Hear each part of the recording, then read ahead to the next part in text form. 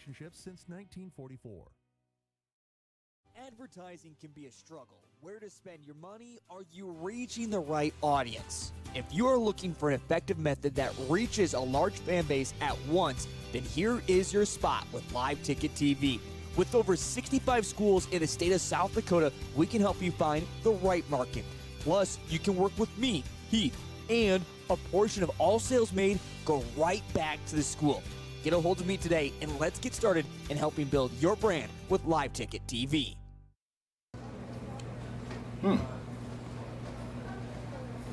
Yeah. Another one.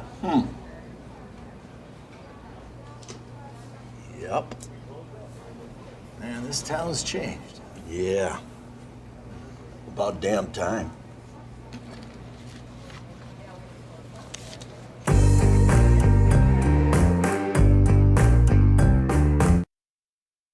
This is what matters. This is beyond X's and O's.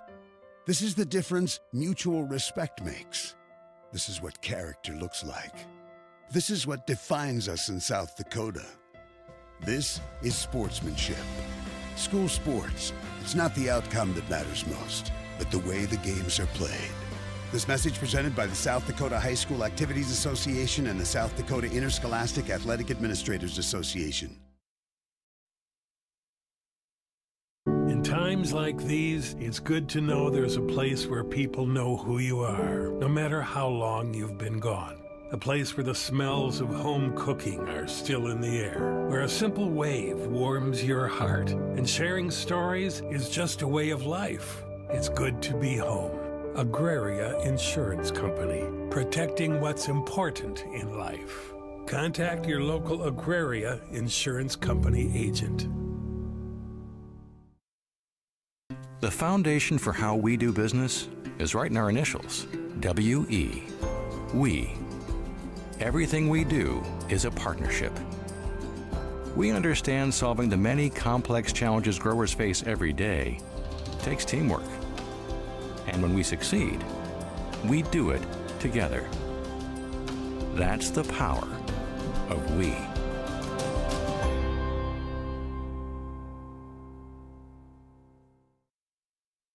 Classics Lounge in downtown Beersford is your destination for fun with darts, pool, and to catch all the action no matter what game it is. The colder season is here. Keep your perfect golf swing by using the indoor golf simulator. From the gridiron to the court, Classics is your spot to catch all activities of Watch Dogs Live. Ready to cool off with a cold one? Classics Lounge is always ready to serve them up with a bite to eat too. That's Classics Lounge in downtown Beersford. Sheer Magnolia Salon and Beauty Bar offers you normal services but more. We offer haircuts for men, women, and children. Aaron and Kayla are the two stylists. They don't have specific hours but will stay open late to accommodate families that are always on the go. Their services include full body waxing, mani-pedis, coloring, spray tanning, and more. They are your #1 choice for all things beauty. Located in Beersford, South Dakota. Call 605-763-2011 for your appointment. If it's time for a new roof, maybe it's time we talk. Hi, I'm Scott Dorcas with Premier Systems Roofing. We offer free inspections and estimates, full labor and manufacturer warranties, and we are a preferred contractor for insurance companies. We've been a South Dakota company since 2002, serving the entire state. And we are proud to sponsor South Dakota sports and activities. Premier Systems Roofing. On time, on budget, and on call 24/7. For over 80 years, Sioux Corporation has been designing and manufacturing industrial pressure washers, steam cleaners, water heaters, water chilling systems, and steam generators to serve the needs of their customers. Sioux Premium Equipment is designed and built with reliability, performance, durability, and user safety as its top priorities. Sioux is locally owned and operated in Beersford and a proud supporter of all things watchdog activities. If you have a Grossenberg custom calendar, now is the month you can have some fun and get a free can of John Deere glass cleaner. How is that, you may ask? Take the Maze Challenge on the February calendar, complete it from start to end, and bring it in to one of Grossenberg's 9 locations ports departments and receive 1 free can of John Deere glass cleaner. Grossenberg Implement is your John Deere location for fun and savings. Offer only valid for 1 customer per month. Must present a copy or the actual completed maze to qualify. See parts staff for complete details. John Deere glass cleaner part number TY 25684. For healthier crops and stronger yields, count on Nutrien Ag Solutions. By partnering with the leader in plant nutrition, you'll have access to innovative products and unmatched service that deliver impact and efficiency to every acre. Healthier crops, happier growers. Lead the field this season and beyond. Find your local crop consultant at nutrienagsolutions.com. Ag Service Partners is your trusted company for Pioneer seed, chemicals, and crop insurance. Pioneer Seeds has developed and tested products to meet your challenges in the field. Ag Service Partners also has you covered when the white rain comes or anything else you may need with crop insurance. Tested and tried chemicals right here in the area to provide the best yield for your field. Write down the number and contact Ag Service Partners for the best farming season year in and year out. CoreCares helps individuals stay at home by offering caregiving, nursing, and medical alert systems in over 55 communities in South Dakota. Specializing in tasks like bathing, meal prep, and medication setups, our well-trained staff delivers exceptional care. We invest in our team through customized training and comprehensive benefits. To learn more about job opportunities or services, visit our website at corecares.com. CoreCares, proudly serving our community. Are you looking for a professional house painter in the surrounding area? Big or small, new or old, Albers Painting specializes in restoring the true beauty of your home or business. Albers Painting is your professional commercial painter in Lenox in southeastern South Dakota. They are locally owned and operated, focusing on providing quality painting and top-notch customer service. For your next project, contact Albers Painting for a free estimate for your home or business. Beersford Telephone is your full-service local telephone company, providing telephone service, sales, high-speed fiber optic internet packages, and professional surveillance systems for both commercial and residential customers. Beersford Telephone also offers the only in-town gig-certified internet provider, which offers the highest speed services. Wanting to upgrade your existing service? Contact Beersford Telephone today and let them get started on your high-speed services in no time. The innocence of youth. Is there anything any better? But soon they'll be in high school and facing all the same challenges you faced. How to make friends, how to fit in, how to be cool. We want our children to have everything they'll need to live fulfilling and productive lives. Make sure the kids in your family are among the more than 57,000 participants here in South Dakota who take part in high school sports or activities. Do you have a pest problem? Got bats, ants, termites? Family owned and operated, Olson's Pest Technicians have had over 50 years experience taking care of pest problems in places across South Dakota, Nebraska, and Iowa. Utilizing brilliant methods such as Centricon bait stations for termites and Vicane treatment for bed bugs. There's no pest too tough for Olson's Pest Technicians. If you have pest problems, 800-KILL-BUGS. The colder season is here, but the deals remain hot at the Bridges. Be sure to stop out Thursday nights for their Thursday night special, which features a variety of food specials from 5 to 8. The Bridges at Beersford is a great place for any event. The event center is not just for weddings, but for reunions, business meetings, benefits, baby showers, really anything. The Bridges at Beersford isn't just the best 9-hole golf course in the area, but is always open for a great time in Beersford. At Northern State University, your future starts with an affordable education that's personalized for you. Experience hands-on learning guided by world-class supportive faculty. You'll also enjoy a full campus life, with opportunities to choose from numerous student activities and events, all in a safe, welcoming community. At Northern, you'll find a college that's right for you. a place to belong. Your future starts here. Unleash your potential at Northern. We all want to be happy, but sometimes that doesn't feel possible.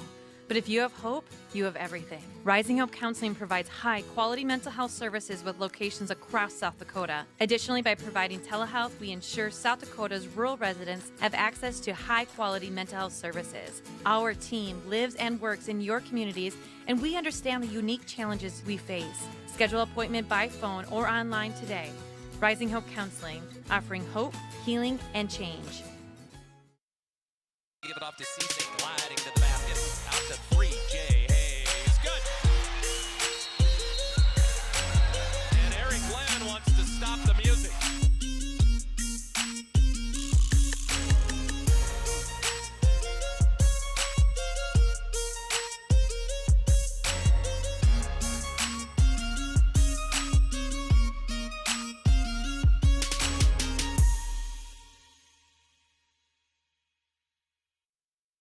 Whether you are pregnant or planning ahead, you and your baby deserve a healthy start. We offer a wide range of services such as advocacy, health screenings and education, care coordination and car seat safety, participant empowerment, referral services, and fatherhood support.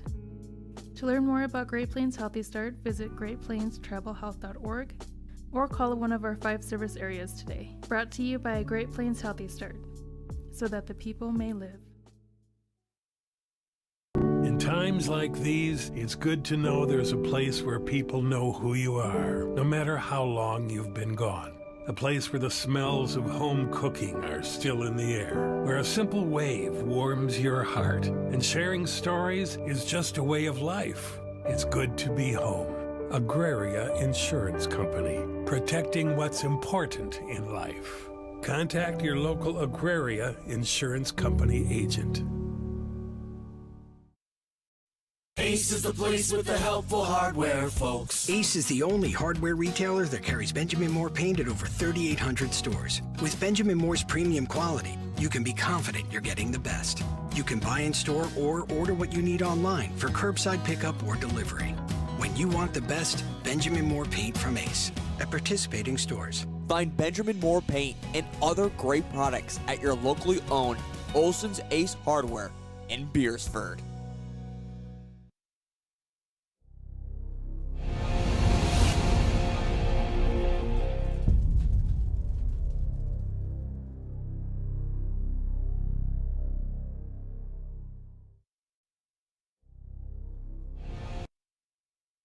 Fiesta Foods in Beersford is a family-owned store that offers a convenient one-stop shop where you can find everything you need, from the everyday essentials to specialty items from around the world. Find their weekly ad on their website. Fiesta Foods also has the best selection of cut meats in their deli department, fresh bakery, and fresh produce. And no matter the season or holiday, Fiesta Foods has it all right there in store.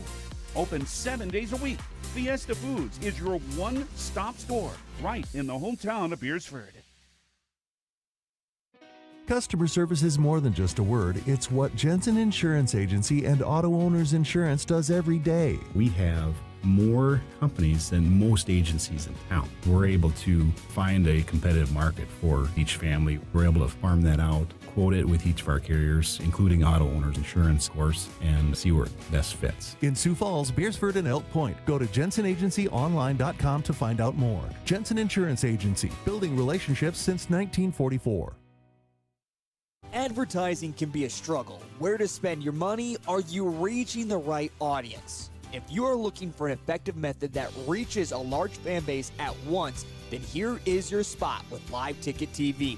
With over 65 schools in the state of South Dakota, we can help you find the right market.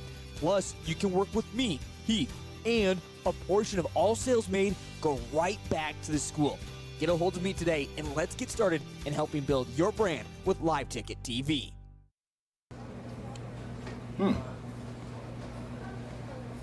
Yeah. Another one. Yep. Man, this town's changed. Yeah. About damn time.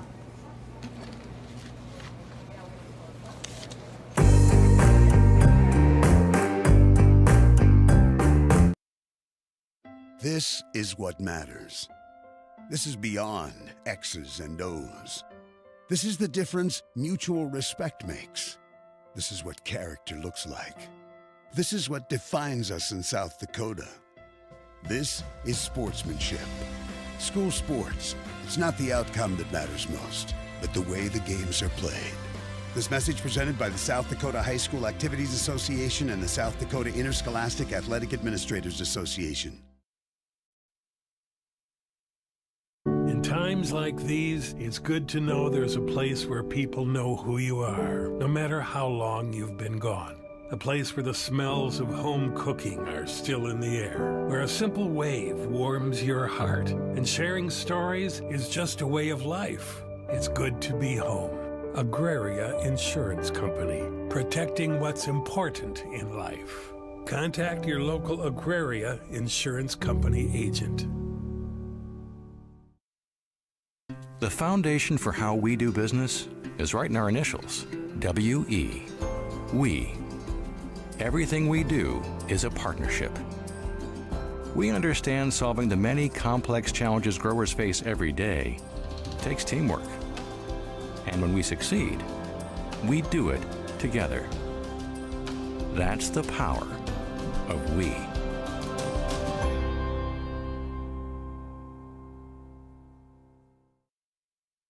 Classics Lounge in downtown Beersford is your destination for fun with darts, pool, and to catch all the action no matter what game it is. The colder season is here. Keep your perfect golf swing by using the indoor golf simulator. From the gridiron to the court, Classics is your spot to catch all activities of Watch Dogs Live. Ready to cool off with a cold one? Classics Lounge is always ready to serve them up with a bite to eat too. That's Classics Lounge in downtown Beersford. Sheer Magnolia Salon and Beauty Bar offers you normal services but more. We offer haircuts for men, women, and children. Aaron and Kale are the two stylists. They don't have specific hours but will stay open late to accommodate families that are always on the go. Their services include full body waxing, mani-pedis, coloring, spray tanning, and more. They are your #1 choice for all things beauty. Located in Beersford, South Dakota. Call 605-763-2011 for your appointment. If it's time for a new roof, maybe it's time we talk. Hi, I'm Scott Durkis with Premier Systems Roofing. We offer free inspections and estimates, full labor and manufacturer warranties, and we are a preferred contractor for insurance companies. We've been a South Dakota company since 2002, serving the entire state, and we are proud to sponsor South Dakota sports and activities. Premier Systems Roofing, on time, on budget, and on call 24/7. Welcome back to the Sioux Corporation Press Box. Sioux Corporation, the industry leader in manufacturing water heaters and chilling systems, steam generators, pressure washers, and steam cleaners. Welcome, wrestling fans, to Beersford Alcester Hudson Quad. Tonight's matchups will include your Beersford Alcester Hudson Rams, as well as the Mount Vernon. There's so many schools there. Mount Vernon, Corsica, Stickney, Plankington Titans, as well as your Marion Freeman Rebels and the Flandreau Flyers. So tonight's first matchup is going to feature the Rams versus the Titans. Flyers and the Titans on one match, and the other one will be Beersford and the Rebels. My name is Jeff Boom, and I'm hosting here tonight with Justin Haneke, both of us being former Beersford wrestlers. We get the opportunity to come here tonight, and it should be a great matchup. There's some good duels. Justin, do you want to go ahead and introduce yourself a little bit about your past wrestling experience? Yeah, so I graduated from Beersford in 2014. Wrestled here my whole life, and then wrestled in college, and now I'm back here coaching the little youth kids. So it's kind of a fun experience to come back and be able to coach for where I went to high school. Well, and then also with that, your college career too. Tell us where you wrestled in college. So I wrestled at Southwest Minnesota State, and there in Marshall, Minnesota. We were a D2 school, We were in the same conferences like Augustana and St. Cloud and some schools like that. So wrestled up there for 5 years and then came back home. Well, Justin, it's nice to have someone in the booth. I'm also a wrestler from high school, not in college, but have some experience with that. And I will say limited success in high school, but it's nice for you to join us tonight and share some of your experience and expertise. Tonight's matchup is going to feature 1A school, with that being the Beersford Elcester Hudson, and then the rest of these in B schools. So we'll be kind of flipping back and forth a little bit tonight as we talk about rankings and where some of these wrestlers sit as far as where they're going to probably end up in seeds when they get into the state tournament. And so this is the last week of the dual or quad season, so to speak, as we go into this weekend. We start preparing then for tournament time, which then we'll go into regions and then to state here in roughly 2.5 weeks. So should be exciting matches tonight. It starts off here with some junior high matches, and so we'll be kind of bouncing between the two matches as it progresses through the evening. Obviously, some of these matches can get a little lopsided at times, where one mat may have a more competitive match. So we'll be flipping back and forth as we go throughout the night, but we'll keep you abreast as we go forward. So on mat, so we've got two mats. We'll probably have to call them 1 and 2, with maybe the Beersford Watchdogs mat being 1, and maybe the Elcester Hudson, which is the blue mat, maybe mat number 2.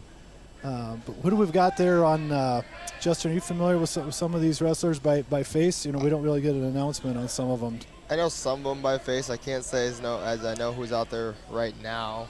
I know a couple of them just from, like, some of them are kids a couple of them are kids I had last year. They're just in the lineup young, just because Beersford's got a really young team. So a couple of them I did have last year at the youth club level. But like this kid right now, I'm not really sure who this is. Right, so I've seen some of them, so we'll apologize if we don't have names for some of these kids. Our rosters will include our varsity matches, and so we still could see some competitive matches. And Justin, you just talked about something that's kind of relevant as far as for Beersford and their varsity squad this year about youth. If you've watched any Beersford wrestling this year, you'll see that we've got a lot of youth. We're not heavy into the upperclassmen. Robert Watkins is kind of the standout when we look at our senior leadership. He's had a pretty good career so far, and so far this year, he's been very competitive. Qualified for state 2 times. He's an honorable mention as far as the rankings right now. And he had and if you weren't there or hadn't seen the match, they were most recently in Sioux Falls, Washington for a quad. And he wrestled a very, very competitive wrestler up there, and it looked like the match may be at hand going into the third period. And Robert ended up finding a way to put the other wrestler on his back and finally pinned him. So you can't call Robert a real hard-nosed kid. Yeah, and it's hard, too, when you got a young group of kids like this. It takes a couple seniors like Robert and to really kind of push the pace in the wrestling room, and then just show a lot of leadership. A lot of these, they have quite a few freshmen and, a couple of 8th graders even in the lineup, and that's really hard, at this stage of the game when you're, at some of these weights, especially, 120, 126. You might be wrestling a lot of seniors at some of these tournaments. They just have been doing it a lot longer. So it's just really important that Beersford's got, a good leader there in Robert, and then it'll be fun to watch them the next couple of years, because obviously they're going to be around for a long time with some of these young wrestlers here. Yeah, and, when you're looking at the 8th graders that they have, we've got some kids out there that can compete pretty well, not even getting into high school yet. So I think that the future of the Rams is good. This year we'll have two wrestlers that will graduate, and everybody else will be returning.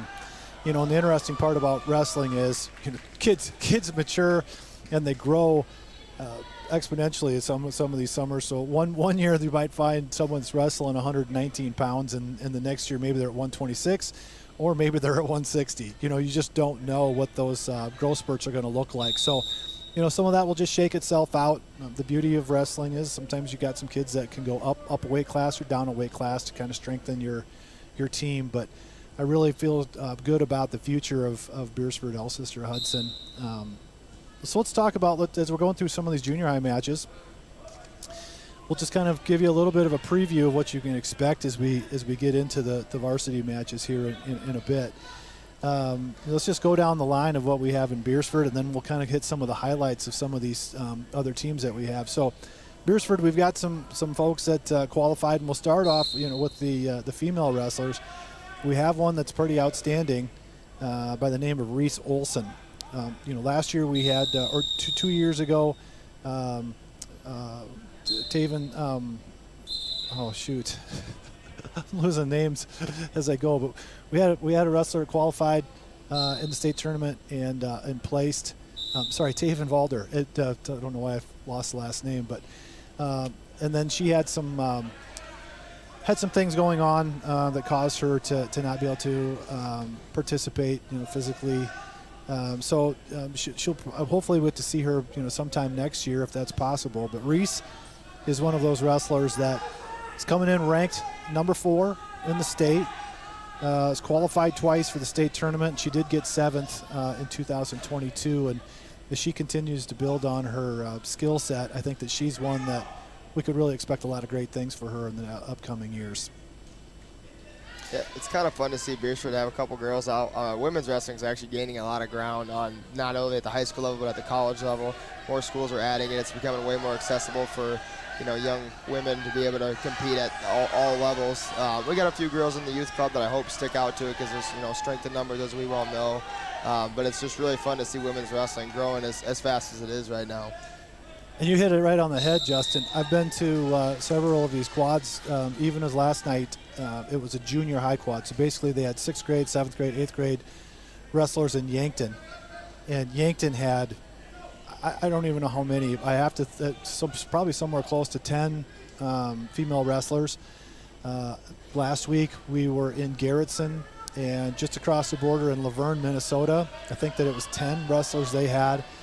Some of them very, very good. And so, as you just mentioned, a lot of popularity growing in the sport with the females, and it's a nice option for a lot of them. Maybe they're just not basketball players. They want to continue to have a winter sport, and this is just a great alternative for them. So exciting to see, and it's nice to have somebody in Beersford, Elcester Hudson program that's competitive. So as we move on, and we go into the varsity program with Owen Sirk, currently ranked number 7.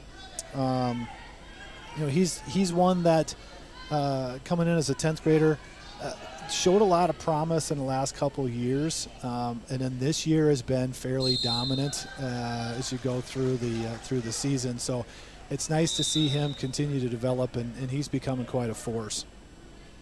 Yeah, Owen's big. I've watched Owen over the years. I think Owen's biggest problem the last couple of years has just been his size. He just hasn't really filled out to 106 yet.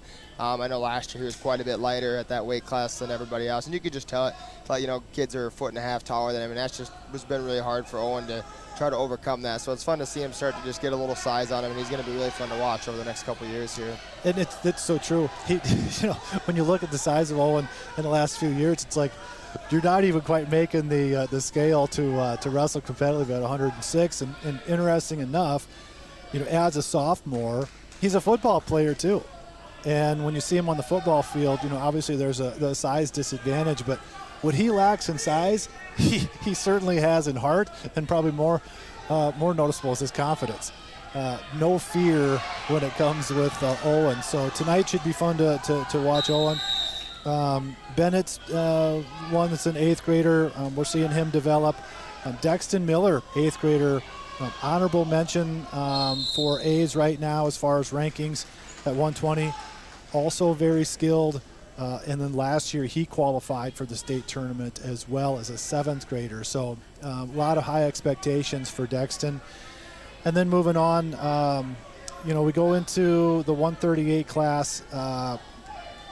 Kanan Klentz, it got some injuries, had a rib injury, and it kind of, has materialized into some other things. And I don't know if I have not heard a report of Kanan to be coming back. He was a qualifier last year, if I remember right, or the year before. And so in place of him, Kaysen Voss may be wrestling tonight. And then we also mentioned we haven't mentioned Jensen Christensen, also the senior qualified for state tournament.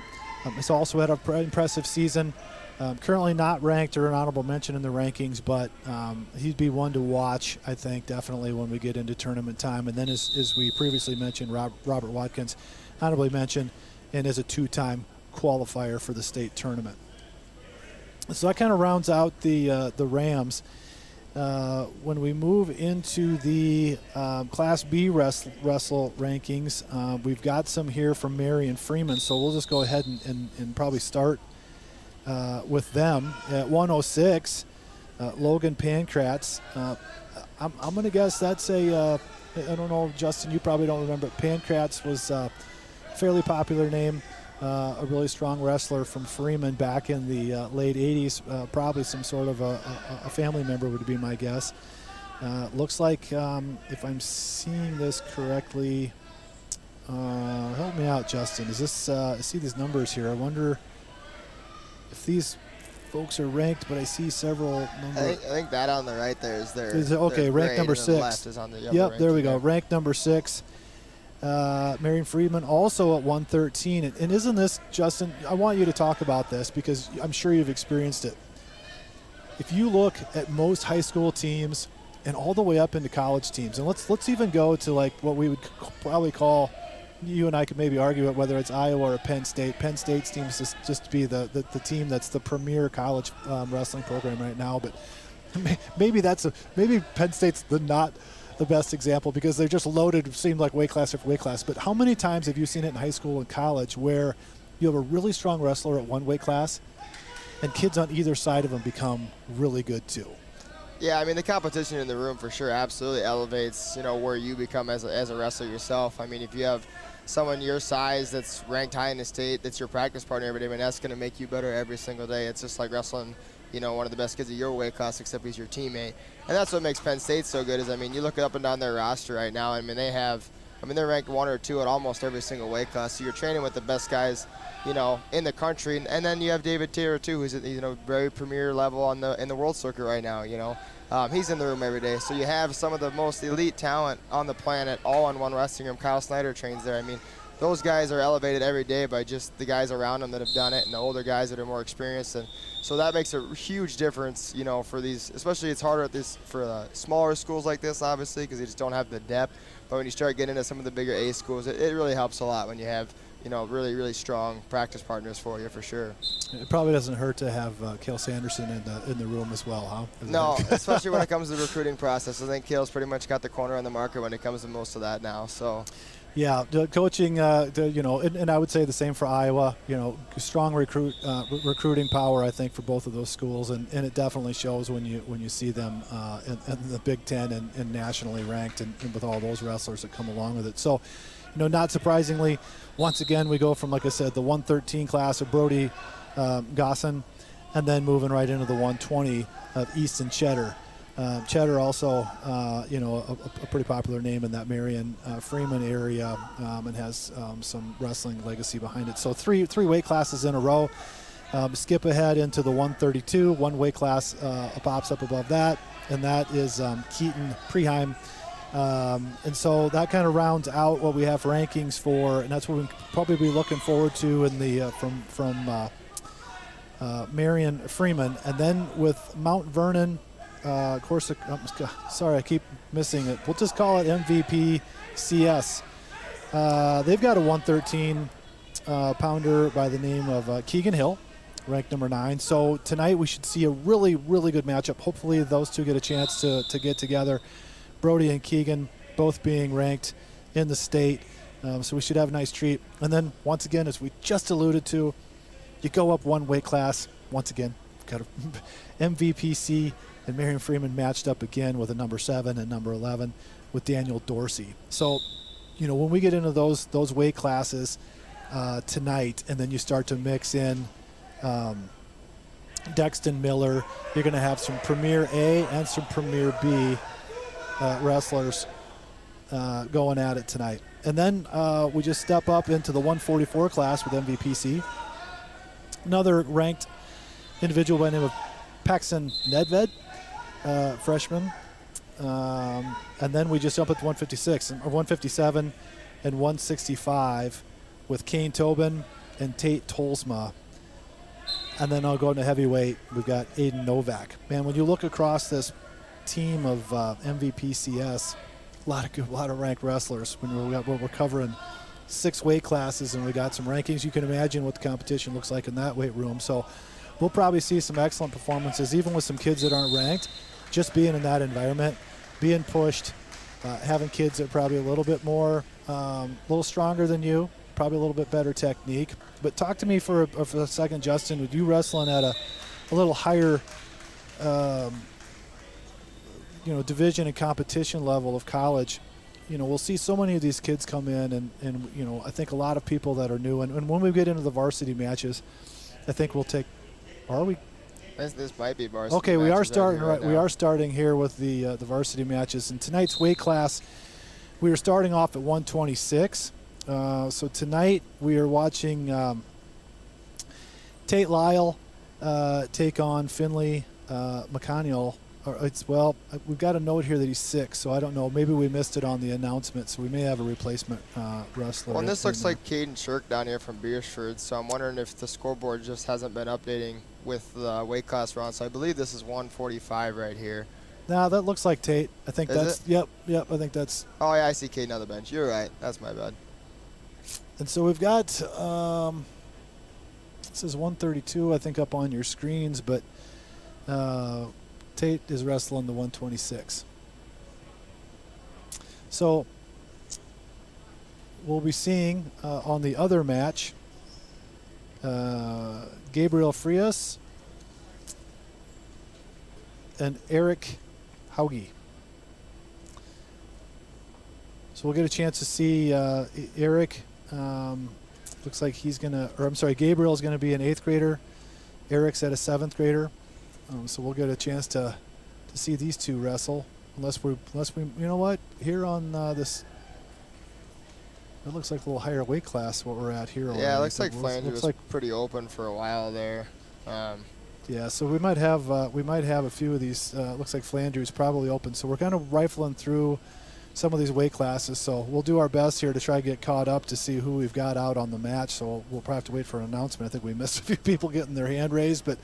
That's wrestling in the B-class world in South Dakota, unfortunately, right now. Some of these schools just do not have the numbers, and so you can go to some of these quads and some of these duals and triangulars, and you might see 4, 5, 6, 7 kids get their hands raised, and then you get to this time of year, man. Tate, Justin, you can probably speak to this, that the injuries start to pile up. Get a little beat down, don't you? Yeah, it's a long season, especially depending on if you do any off-season training at all, or if you're in football or anything coming into the season. It's not uncommon to be kind of banged up coming out of football and then have to kind of ease into your wrestling season. It gets to be a grind. You're wrestling every day and every weekend and doing multiple nights a week, and it takes a toll on your body after a while. So, and if you're familiar with the sport and you have wrestled in the past, you'll understand what happens to your knees, your ankles, your wrists, your shoulders, elbows, all those things that move, kind of support all of the strength and things you need to do. After a long season of conditioning and the wear and tear that comes on, it eventually starts to wear some of these kids out. And you got to remember, we've got some kids out here, 7th and 8th grade, 13 years old, 14 years old. And then some of these kids coming off as seniors, juniors, probably had a full season of football if they were football or maybe some cross country, and so some of this wear and tear starts to catch up with them. So there's some injuries. So I'm not saying that Flandreau didn't necessarily have some wrestlers in there, but injuries could take place and cause some of those open matches. So it looks like right now from Flandreau we've got Justin Klein taking on Tate Tolsma.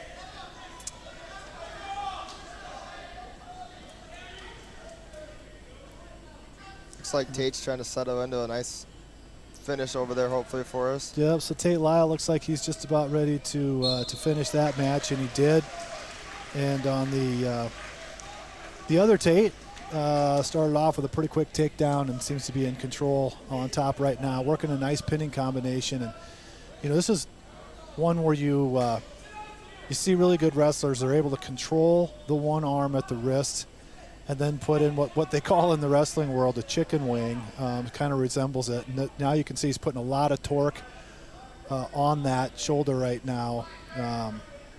This is probably going to end up a pin here shortly too, unless he eventually gives it up. But he's really working that shoulder right now, and it looks like it's pretty close to probably being over. Yeah, like we just talked about, it doesn't take very long to sit in a move like that, and it starts to get real hard on your shoulders, and he did get the fall there. Yeah, there's times where on your bottom you just say, I'm pinned. let me out of this as quick as possible. All right, so from the Rams right now, we've got Ben Seeley.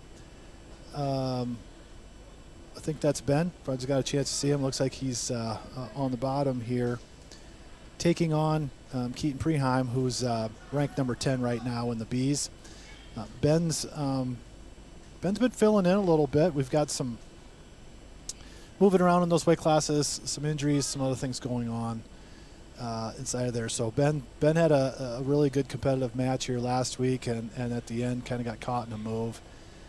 So there's another one that's got some promise as we go through the next few years. Ben would be one that I think that will see nice improvement as we go too. So just so many good wrestlers in the room that are younger for the Rams, and so it's exciting to think about the future. So it looks like now we're moving into another hand raise. This one's for Flandreau, and now it looks like we've probably moved into the heavyweights, and I don't think that Flandreau has anybody in that weight class either. So we're going to move into these smaller weight classes here pretty quick, and then we'll probably get to see some wrestling. Looks like we've got some fuller rosters when we get down to these slower weight classes, and that can happen, in these smaller schools too. Is you don't have a ton of kids. Well, in today's world, you have more of them. 285-pound kid when I was in school was rare. To see 240, 250-pound kids isn't as uncommon as it used to be. Either due just to us being bigger in a society or diets, or I think there's just kids that are just getting more physical and starting to lift weights and do all those things that probably didn't happen in the past. So a little thicker and bigger kids coming through. All right, so it looks like we're going to get let's see here. We're going to start off here with the 106. So we're going to have Ethan Reimnitz from MVP CS taking on Cameron Blair. I see a note here from Flandreau that Cameron Blair is 6, so maybe we've got an open match here as well. But we do have someone standing down here, so I don't know if he's waiting to through. So it looks like we're talking through some who's here, who's not. So unfortunately, this match, this duel may not be quite as exciting, but we should have some good matches coming up here very shortly. Now the other match looks like Ben just lost there by a pin. Yeah, I just would like to see some out of Ben. I think his feet kind of weren't just really keeping up with what he needed to be doing there. If I could criticize anything there, I would just say that he needs to get his motion going a little bit better on his feet, and I think he would have fared a lot better there. But that's young, comes with experience too. It's hard coming in as a young kid like that to be able to weather the storm sometimes. Looks like Kason Voss just got his hand raised, so now we're gonna we'll see if we have another wrestler coming up. I don't think there'll be a wrestler there to take on Caden Shirk, because I can see Jensen Christensen on his way over. And Justin, talk about that for a moment. Let's just, so if you're Ben Seeley, you're not a regular varsity wrestler. You are getting some varsity looks in some matches. You know that you're taking on a top 10 kid, and even though it's class below, there isn't really much difference. You look at A's and B's. Good kids are good kids, right? Yeah. So what's your psyche like when you know you're coming out there? And so we're going to see lots of hand raise here too, with some opens here. We just saw Jensen Christian get his hand raised. Robert Watkins got his hand raised. Looks like Isaac Bowden is going to get his hand raised. I would say just like if you're Ben in that situation, I mean, you kind of got nothing to lose going up against a kid that, maybe is quote unquote on paper better than you. I think you just got to kind of go out in those situations sometimes and just let it fly. You know, you got to take advantage of every opportunity you get, you know, especially when you're in a competitive lineup like he clearly is, bouncing back and forth between maybe being a starter, maybe not being a starter. So I think you just got to try to go out there and, you know, get as much done as you possibly can in the match that you get your opportunity in. Sure. And so talked a little bit about that when you said let it fly. You know, there's so many of the fans and some people that may be watching maybe don't totally understand how the scoring works, and we'll probably get into that here a little bit to give you some better understandings as we watch some of these matches on how the scoring works, and so it gives you a little more interest in the sport. But when you said let it fly, there is a balance between like kind of going crazy and also wrestling. So where I was going to talk a little bit earlier, when you're looking at strength versus technique, you know, where is that fine line for an individual that has both? And then let's just say we've got one kid that's got a lot of strength versus a kid with technique. Which one do you think is probably got the advantage? You know, I would say it kind of depends on their style a little bit. Typically, I would lean more towards the guy with the more technique versus strength. But I think a lot of it just depends on, you know, their style and how they decide to go out and use that too. I mean, if a guy with a lot of strength decides to go upper body right away and you're not ready for it, I mean, he's probably going to have his way with you at, you know, 9 times out of 10. So I think it all just kind of depends to situation to situation. Yep, so here's this will be a nice featured match. We've got Owen Cirk, who we talked about here a little while ago, wrestling Logan Pankratz. Logan's ranked number 6 in the B's. Owen being ranked number 7 in the A's. I would say both these kids are probably going to be well matched. This should be a highly competitive match. You know, a lot of these can just come down to does someone make a mistake? Well, and I see they wrestled earlier this year at the Garrison tournament, and Cirque did end up losing that match. So I'm not really sure what the score of that match was, but I imagine it was fairly competitive, being with as close as they are in the rankings. It's a nice shot by Owen there if he can just get to the corner there and hook that ankle.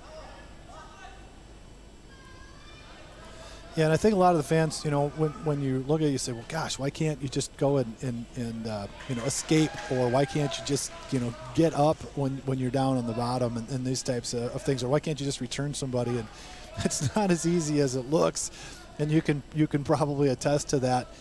You know, when you've got a really good wrestler, whether he's on the bottom or he's on the top, they find ways to score.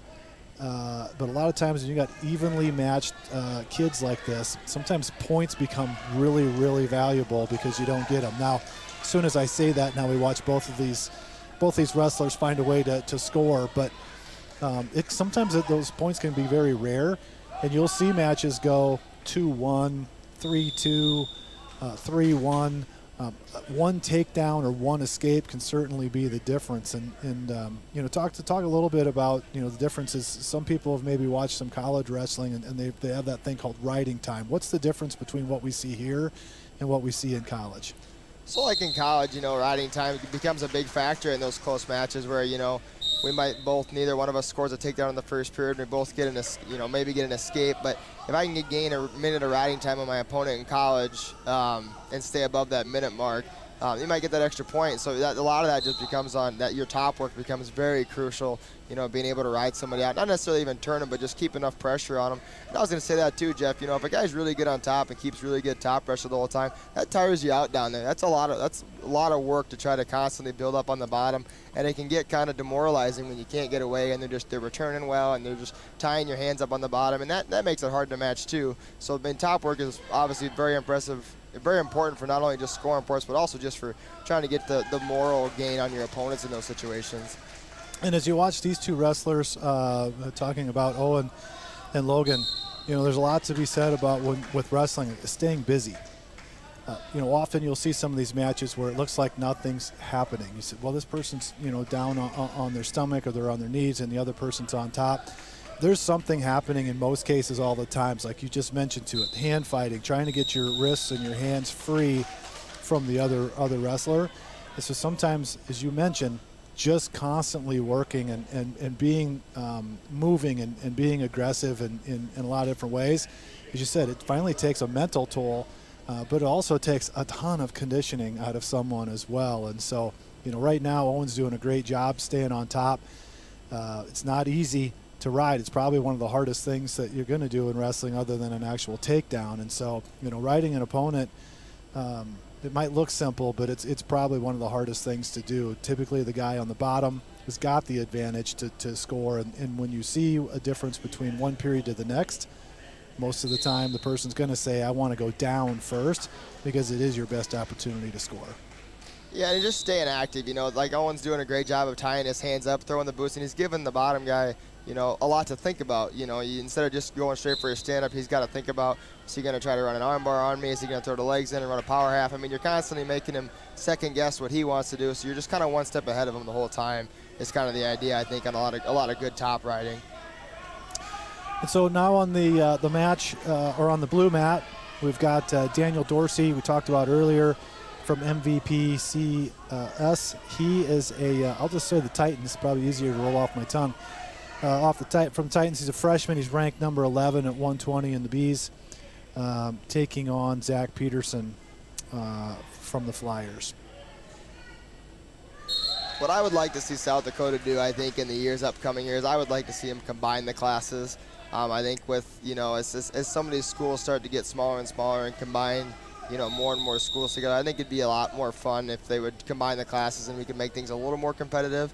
I know it would put some schools at a severe disadvantage, but I think it'd be fun to see, South Dakota work towards one class someday, if at all possible. Yeah, I agree. Just looking at this tonight, where you've got a lot of open weight classes, and you don't see a ton of wrestling, you start to combine some of these, and you probably make a more competitive state tournament. And I get it. Sometimes you go in and say, well, we want to be able to honor X amount of kids with an all-state honor of placing 8 or higher, and it becomes a little more difficult when you start to combine those classes. But on the same token, you can probably attest to it. There are times where there's a weight class that's not super competitive when they get to the state tournament. You maybe only have 2-3 really solid kids, but if they had to move to another weight class, they probably wouldn't even make it to the state tournament. Yeah, and that's what I was going to kind of lead into there, Jeff, is, when I was, I'm sure you can attest that too, growing up for me, like making the state tournament was a big deal. Like that's what it was a very high honor. Like you had to work really hard to get there. And I think that you see the state tournament now. I mean, I watch the state tournament every year at the, at the high school level, and you see kids that are under, maybe don't even have a lot of wins. It's just, there's just not a lot of, competitive wrestlers maybe in their region or whatever. And I think it would just make kids maybe have to work a little harder, to try to get to that point. If their only goal for the year was to make the state tournament and they make it just off of not enough kids, I think it would make kids maybe work harder and hopefully build the sport of wrestling even more so. Yep. And the way that this works, a lot of these open matches tonight, you basically get a win. And so now all of a sudden you've wrestled 25 matches throughout the year. But if you had your hand raised 6 times just from walking out on the mat, your record looks very impressive because you had 6 basically freebies. So if you were, if you had 25 matches and maybe you were 15 and 10, now all of a sudden you're 17 and 10. So all of a sudden the seating and everything looks a little bit different and puts you potentially in a better advantage position inside of a tournament where you get to wrestle somebody that's maybe not as good as you are. Gives you a better road to get into that top 4 places, sends you off to the state tournament. And had you moved up one weight class or down one weight class, you might not even have, won a match at that regional tournament. So very valid point. And I think that, the state's probably got to take a look at all this a little closer. Okay, looks like Daniel finished that match off with a pin. And so now we've got Bennett Farley from the Rams, taking on Brody Gossen, from he's ranked number 4 at the 113 weight class. Bennett at an 8th grader, pretty salty 8th grader, but we'll see how this matchup works here tonight. Yeah, I've known Bennett for a long time. Obviously, Butch was my AAU coach when I came through the program, so I've been good friends with the Farley family for a long time. So I've known Bennett for a long time. He's another one too, just kind of trying to. He's sprouted up the last couple years, he's starting to get some height on him. So he's just got to kind of find his style. I think that's going to work for him as he grows. Because it gets hard, Jeff, as you know, like when you go from. If you hit a 6-8 inch growth spurt in a couple years. I mean, it kind of changes your wrestling style sometimes. If you were short and stocky before, versus now you got a lot longer length and more things you can do, but you got to learn to use those to your advantage too. And I agree 100%. I just look back when I was in high school. As a freshman, I'm wrestling somewhere around 135. Sophomore, I'm at 167. Junior year, I'm a heavyweight. And then I get back down to 185. And so the growth spurt, not necessarily the weight, but the height is what you start to utilize at that point, and the length becomes leverage. But, all of a sudden you start looking at takedowns a little bit differently when you're wrestling heavier weights. You're like, I don't really want to take shots and have 200 and some pounds come bearing down on my back. So you start to learn to wrestle a little bit higher, maybe doing a little bit more, trying to trip people and take them to their back from their feet in a pin, because the larger a man is, it's typically a little tougher to keep a lot of that weight down. So this is one where Bennett's wrestling. I'm somebody who's ranked. We talked about that. Maybe a little bit of a psyche, but also just going from an 8th grade to 9th grade, the maturity, just the muscle development, the strength, and those types of things. It makes a big difference in those years, and you can see it here. Bennett's a really strong wrestler, but he's getting horsed around a little bit in this match with just a little outmatched from the strength perspective. Yeah, I thought he was doing a pretty good job of weathering the storm there for a while. I think he just needed to keep his elbows in a little bit more on the bottom there, and he gave up that. Letting the legs in right away makes it hard too, especially with a kid that maybe is a little older than you. The pressure becomes immensely more important. He's been in on a lot of shots. I mean, he just can't. Just like you talked about, just maybe the size or the maturity just a little bit, just can't quite get his shots to get finished today. And what you like to see is he's still staying aggressive. He's taking the shots. One thing to sit and say, well, I'm scared to take the shot, or you just go for it. And I think this is what you referred to when you said let it fly. Just go and say, hey, I'm going to wrestle my match. And if I lose, so be it. But at least I'm going to give it what I have. And I think all of these times, I think the two words I like to use in these types of situations where you're probably a little outmatched physically, is just go chase failure. Go wrestle your tail off. There's something you'll learn from this match, maybe something that you should have done, or maybe something that you shouldn't have done, in some of these cases. And this is where Bennett's a little bit like Rubber Man. You get him sometimes in the most precarious, twisted positions to try turn him, and he just has that knack to kind of contort his body into a position that you cannot get him to his back. And this is one where when you see a lot of pressure getting put on his shoulder in that what we previously called the chicken wing, lots of pressure getting put on that, and he has this ability to kind of get his legs out to the side and just hold people off. It's a nice innate skill to have, that's for sure. Yeah, I suppose people that have never wrestled don't understand how much energy that takes. I mean, what Bennett is doing right now is very impressive. It takes a lot of strength and a lot of willpower to just not want to give up this. He's giving up the double chicken, which makes it a lot harder there, just because you run out of your leverage tools there, which is what happened. But it's a good learning experience. I'm sure he'll watch some film on that. And there's a lot to be learned from even a match like that. Yep. That's one where to get put in a double chicken wing, as you see, the development of kids, especially as they get older, you rarely see that unless you've got someone that's fairly inexperienced. But when you're just completely outmatched on strength, it's a little simpler for one kid to work those out. But that's something in a college match you would rarely see a double chicken wing, just because of the strength of both wrestlers is fairly equal, and it's just one of those things that just becomes a little more common.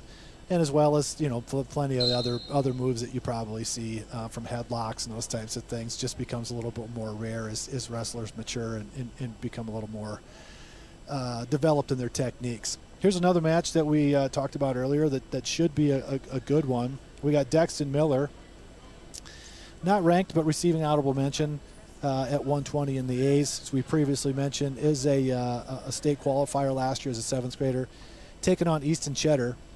Also an 8th grader, did place, he was a one-time qualifier and is ranked number 7 in the state. So here's another matchup that should be pretty good, similar to what we watched with Owen and Logan earlier, just a couple matches ago. We should see another fiery match here with a lot of action. Yeah, and like you said, Jeff, your style has to change to a certain extent when you go from college to high school, because there is a lot of moves that don't. Not that they don't work, but you can't go for them. That can't be your first go-to a lot of times. It just has to come with chain wrestling, and just kind of what opportunities present itself. Just because you just in college, at that level, you just get better at keeping your hands out front. You just make it a lot harder for guys to tie you up. But moves that are still very essential to learn, because there's still always going to be a time and a place to use them for sure. So Justin, talk about just, this right now. You see some people are like, well, these two aren't doing anything. Talk a little bit what is it to get a takedown? When two good wrestlers like this, both of these wrestlers are probably on their way to another state tournament. When you're trying to get a takedown, talk a little bit about some of the things that you do to try prep somebody or set them up, and how to counter them. So a lot of times what I view like the first minute and a half of the first period here is you're kind of just feeling each other out, seeing how much pressure they're going to bring at you. Are they going to put their hands on you right away? Do they like to shoot from space? Technology's come a long ways. They can launch a lot of these matches on these kids through web streams like tonight and things like that. So a lot of times you kind of know what you have coming in too. So I think it's just important especially if you know what the kid kind of likes to go for. If your coach maybe told you we're going to try something different there, or, whatever the situation is there. That was a pretty good flurry there. I think that was a good time for Dexter. That's what I mean when I say let it fly. Dexter kind of was, almost out of the period there, try something, and not a whole lot of bad things can happen in that situation. So it's kind of fun to see him take a chance on something like that there. He's a heady wrestler, thinking about this as an 8th grader, recognizes that someone came out ready to tap the ref in the back.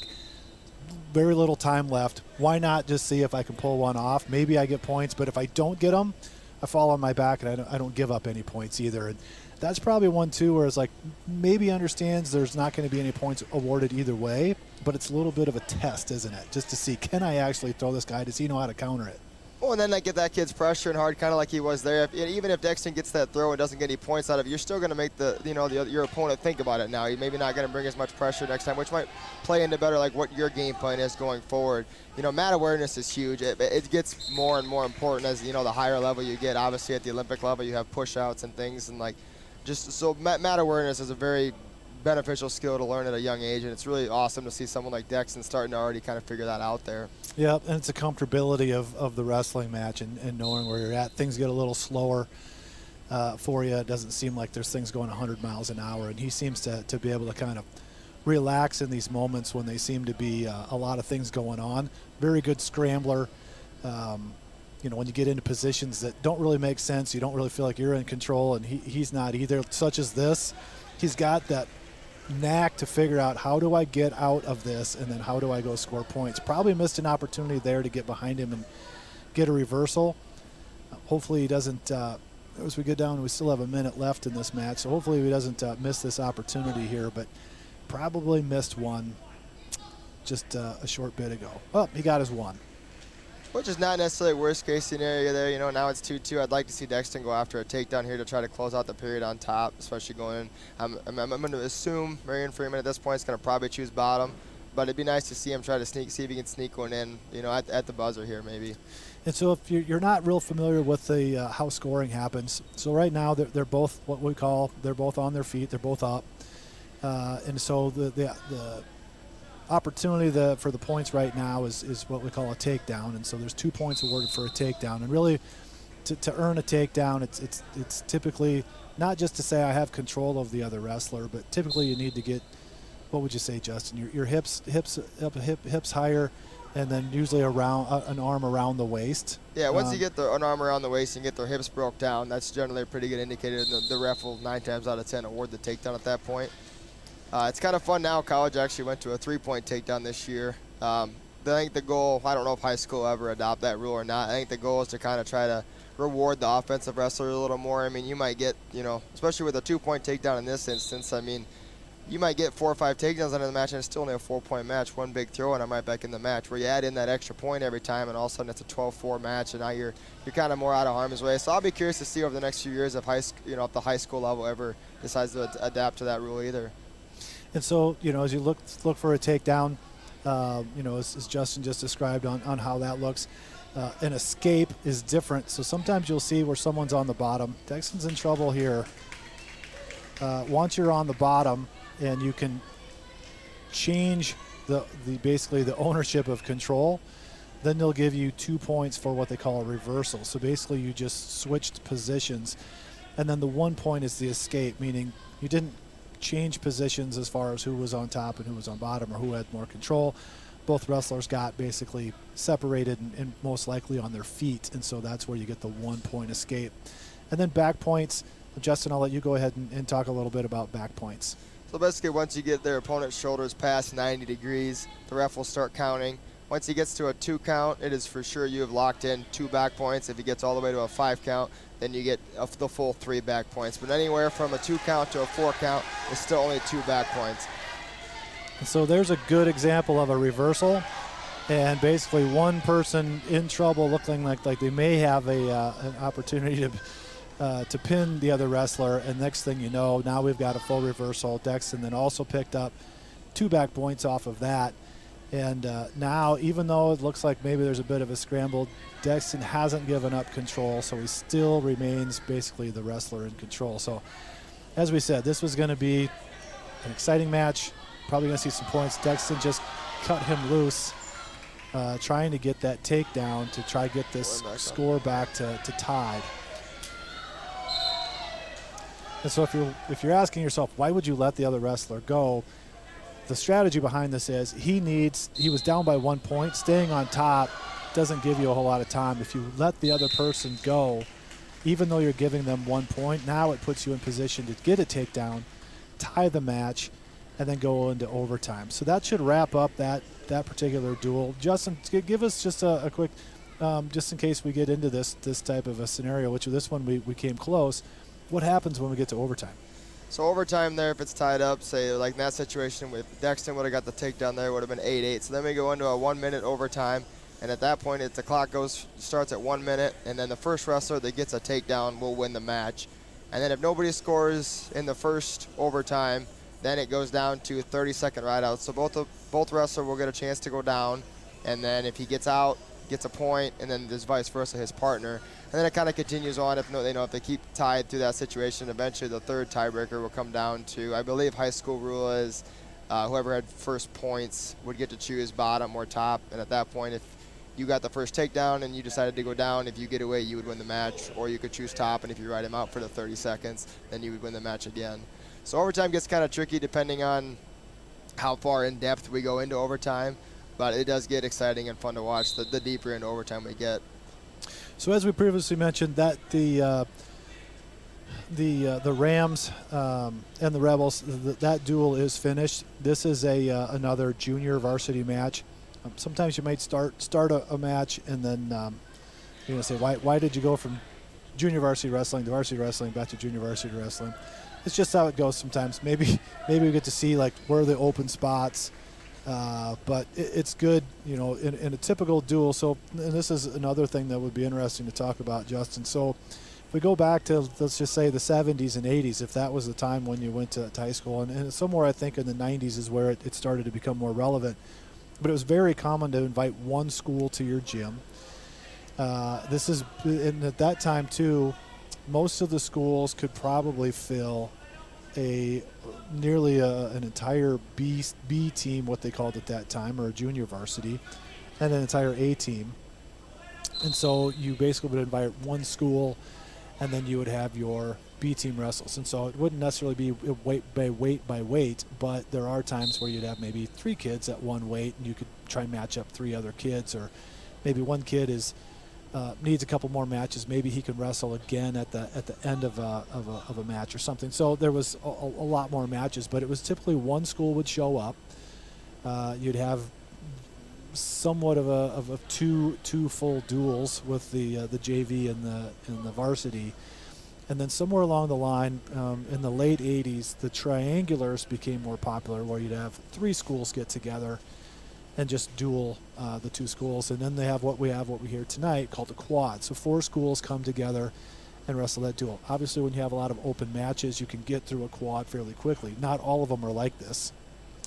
But talk a little bit about what that looked like. In my days, I should say, my days, when I was in high school in the 80s, that was pretty common. to just have one school. So what was your experience like in high school, Justin? Yeah, so when I was in high school, triangulars were the most popular. We hardly ever did quads. Maybe like on a Saturday, if there was a dual tournament or something, you would do that. But it was more common to just do triangulars when I was in high school. So like typically if you were the home team at that point, you would wrestle the first and last duel, and the team farthest away would wrestle the first 2 duels so they can get back on the road and get home. And like you mentioned a good point there, Jeff. We had, there's a lot more opens now than there was like even when I went through high school, whether that was due to numbers or whatever the case may be at that point. So it took a long time to get through 3 duels even on the night. It just takes a long time, to get through all those matches, and especially if they're competitive duels where there's not a lot of pins or anything. And then even once you get to the college level, it's back to only 1 duel typically in college too. You just travel. I mean, you might do like on your further trips, you might wrestle like a duel like in North Dakota on a Friday night and then wrestle the other North Dakota school on a Saturday. But it goes back to just pretty much 1 duel, and that still takes we'll probably run through this quad faster than you can run through a college duel with just 2 schools. So. Yeah, a few more pins, a few more opens makes these go a little quicker. And I think the interesting thing about when you go into a quad, we just saw a few matches there with 2 really quality wrestlers, as far as the state rankings. And I don't mean, when I say quality wrestlers, I don't want to degrade any of the other kids and their efforts. When I say that, I'm saying it out of respect for their record and their standing. So when I say that, I don't mean to denounce anyone, but when you have two really competitive wrestlers that are ranked wrestling together, and maybe there's 2 other that are in that same weight class, that's a lot of match wrestling that evening. And so maybe you've been in that experience. I don't know if you can talk a little bit about that too. Yeah, it's just I would compare myself a lot to like Owen Cirque. I remember my 7th and 8th grade year, I used to have to drink I don't know how many bottles of waters and Gatorades just to make the minimum to even go out and take a forfeit at 106. And I actually wrestled 106 all the way up until my sophomore season, and then I wrestled 20 as a junior and 32 as a senior. So I finally hit a growth spurt like my junior year. But it's tough when you're the young buck on the roster trying to go into a match like that where you kind of know you're going to be a little outgunned. And even when you get to the higher levels, when I started to become a little more elite towards the end of my career, some of those duels get kind of tight, especially if you both have, I remember Canton and us used to always be big rivals back then. And some of those duels might come down to you not giving, if you're not giving up a tech or not giving up a major and just being able to keep it close just for the team standings. Obviously these first couple duels we watched tonight didn't come close enough for us to get to talk about that.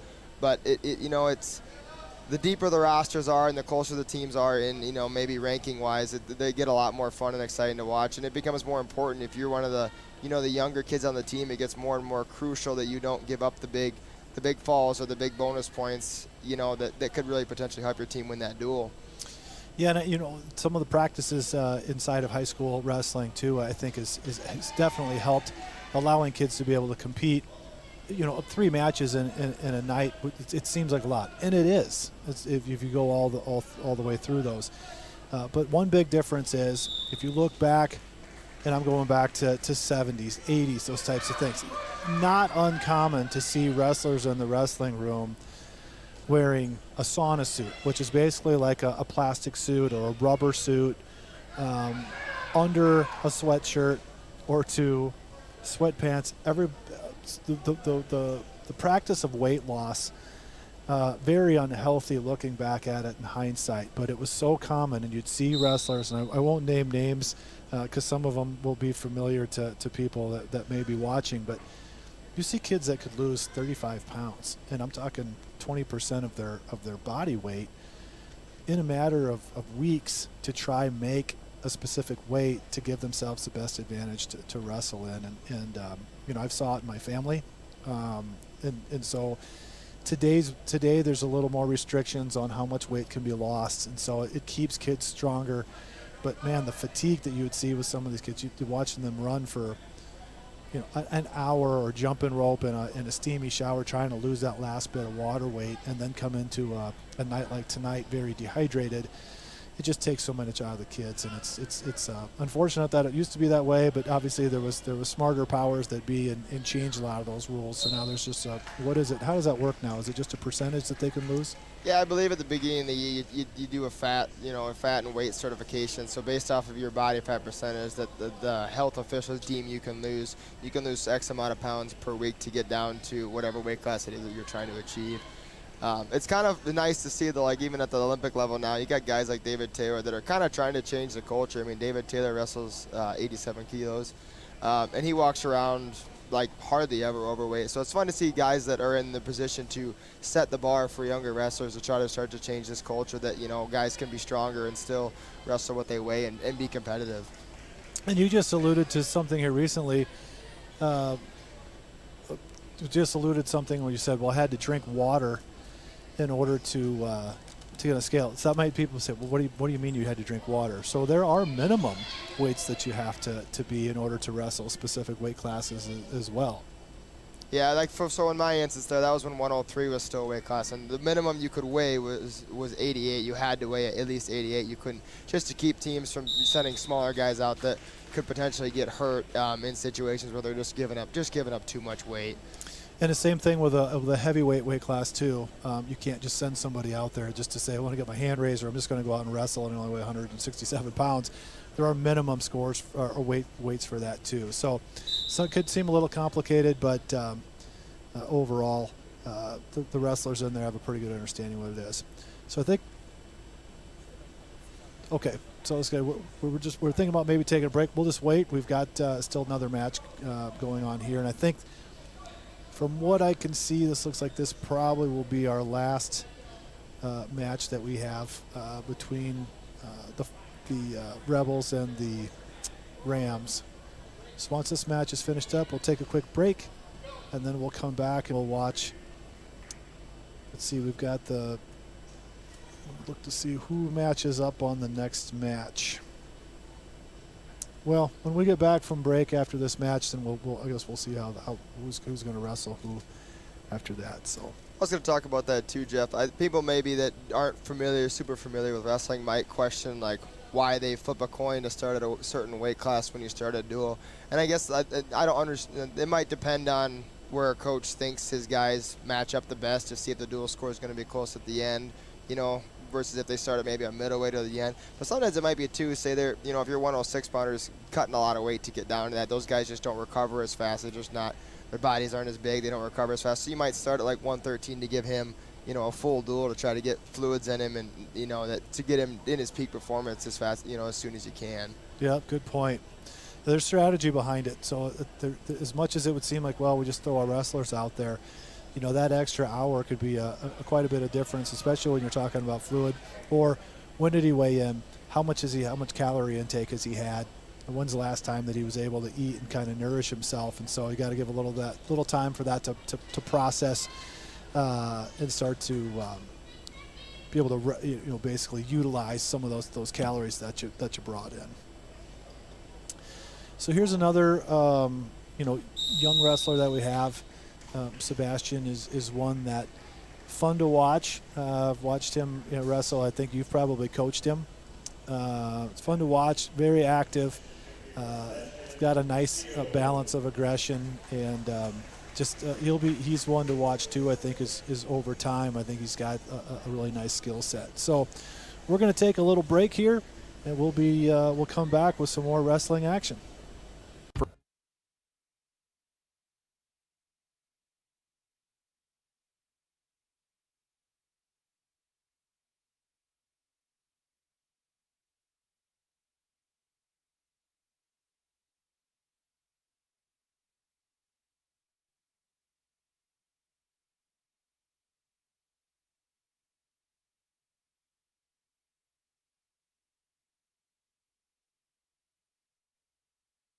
If you have a Grosenberg custom calendar, now is the month you can have some fun and get a free can of John Deere glass cleaner. How is that, you may ask? Take the Maze Challenge on the February calendar, complete it from start to end, and bring it in to one of Grosenberg's 9 locations, ports, departments, and receive 1 free can of John Deere glass cleaner. Grosenberg Implement is your John Deere location for fun and savings. Offer only valid for 1 customer per month. Must present a copy or the actual completed maze to qualify. See parts staff for complete details. John Deere glass cleaner part number TY 25684. For healthier crops and stronger yields, count on Nutrien Ag Solutions. By partnering with the leader in plant nutrition, you'll have access to innovative products and unmatched service that deliver impact and efficiency to every acre.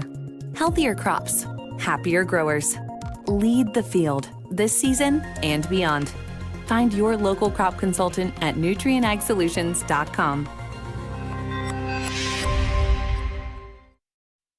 Ag Service Partners is your trusted company for Pioneer seed, chemicals, and crop insurance. Pioneer Seeds has developed and tested products to meet your challenges in the field. Ag Service Partners also has you covered when the white rain comes or anything else you may need with crop insurance. Tested and tried chemicals right here in the area to provide the best yield for your field. Write down the number and contact Ag Service Partners for the best farming season year in and year out. CoreCares helps individuals stay at home by offering caregiving, nursing, and medical alert systems in over 55 communities in South Dakota. Specializing in tasks like bathing, meal prep, and medication setups, our well-trained staff delivers exceptional care. We invest in our team through customized training and comprehensive benefits. To learn more about job opportunities or services, visit our website at corecares.com. CoreCares, proudly serving our community. Are you looking for a professional house painter in the surrounding area? Big or small, new or old, Albers Painting specializes in restoring the true beauty of your home or business. Albers Painting is your professional commercial painter in Lenox in southeastern South Dakota. They are locally owned and operated, focusing on providing quality painting and top-notch customer service. For your next project, contact Albers Painting for a free estimate for your home or business. Beersford Telephone is your full-service local telephone company, providing telephone service, sales, high-speed fiber optic internet packages, and professional surveillance systems for both commercial and residential customers. Beersford Telephone also offers the only in-town gig-certified internet provider, which offers the highest speed services. Wanting to upgrade your existing service? Contact Beersford Telephone today and let them get started on your high-speed services in no time. The innocence of youth. Is there anything any better? But soon they'll be in high school and facing all the same challenges you faced. How to make friends, how to fit in, how to be cool. We want our children to have everything they'll need to live fulfilling and productive lives. Make sure the kids in your family are among the more than 57,000 participants here in South Dakota who take part in high school sports or activities. Do you have a pest problem? Got bats, ants, termites?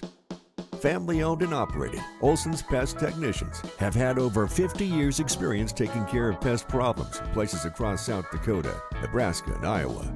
Utilizing brilliant methods such as Centricon bait stations for termites and Vicane treatment for bed bugs. There's no pest too tough for Olson's Pest Technicians. If you have pest problems, call 800-KILL-BUGS.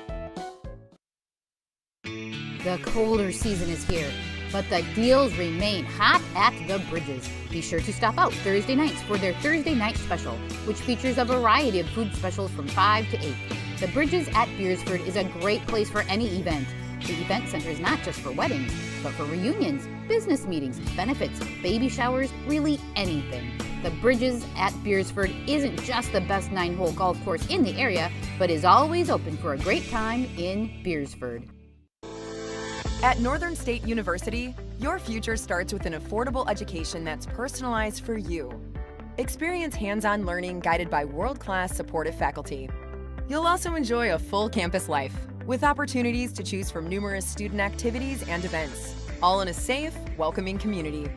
At Northern, you'll find a college that's right for you. a place to belong. Your future starts here. Unleash your potential at Northern.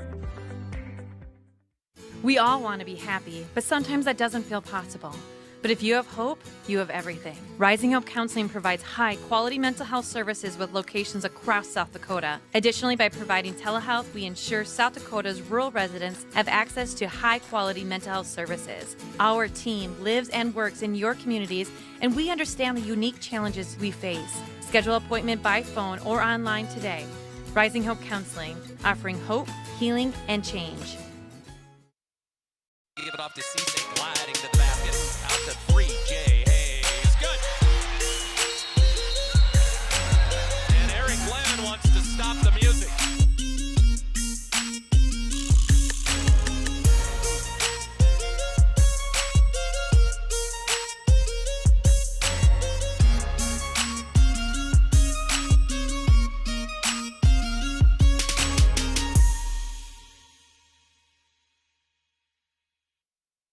Whether you are pregnant or planning ahead, you and your baby deserve a healthy start. We offer a wide range of services such as advocacy, health screenings and education, care coordination and car seat safety, participant empowerment, referral services, and fatherhood support. To learn more about Great Plains Healthy Start, visit greatplainstravelhealth.org or call one of our 5 service areas today. Brought to you by Great Plains Healthy Start, so that the people may live. In times like these, it's good to know there's a place where people know who you are, no matter how long you've been gone. A place where the smells of home cooking are still in the air, where a simple wave warms your heart, and sharing stories is just a way of life. It's good to be home. Agraria Insurance Company, protecting what's important in life. Contact your local Agraria Insurance Company agent. Ace is the place with the helpful hardware, folks. Ace is the only hardware retailer that carries Benjamin Moore paint at over 3,800 stores. With Benjamin Moore's premium quality, you can be confident you're getting the best. You can buy in store or order what you need online for curbside pickup or delivery. When you want the best, Benjamin Moore paint from Ace at participating stores. Find Benjamin Moore paint and other great products at your locally owned Olson's Ace Hardware in Beersford.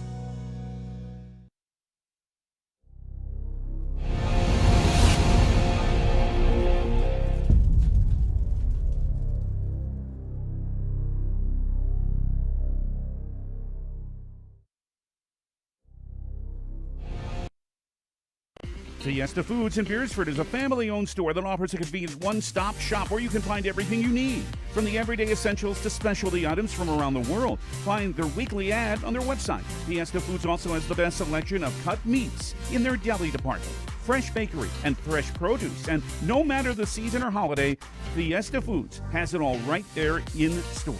Open 7 days a week. Fiesta Foods is your one-stop store right in the hometown of Beersford. Welcome back to the Sioux Corporation Press Box. Sioux Corporation, the industry leader in manufacturing water heaters and chilling systems, steam generators, pressure washers, and steam cleaning. Welcome back, wrestling fans, to Beersford for the Beersford Alcester Hudson Quad. If you were joining us previously, we're switching teams. We're starting off with a fantastic matchup. Reese Olson, who we mentioned earlier in the broadcast, at 132 from Beersford Alcester Hudson, taking on Julie Pitzenberger, senior, Flandreau, two-time state qualifier. So we've got two-time state qualifiers, 2 ranked individuals. Well, you know what? It doesn't show Julie's ranked. It's hard for me to believe. Maybe she's had a lack of matches this year or something, or maybe coming off of an injury. But this should be a fantastic match. Both physical wrestlers. It's been just an absolute joy to watch Reese over the last couple of years wrestle. And wow, good solid takedown coming right out of the gates.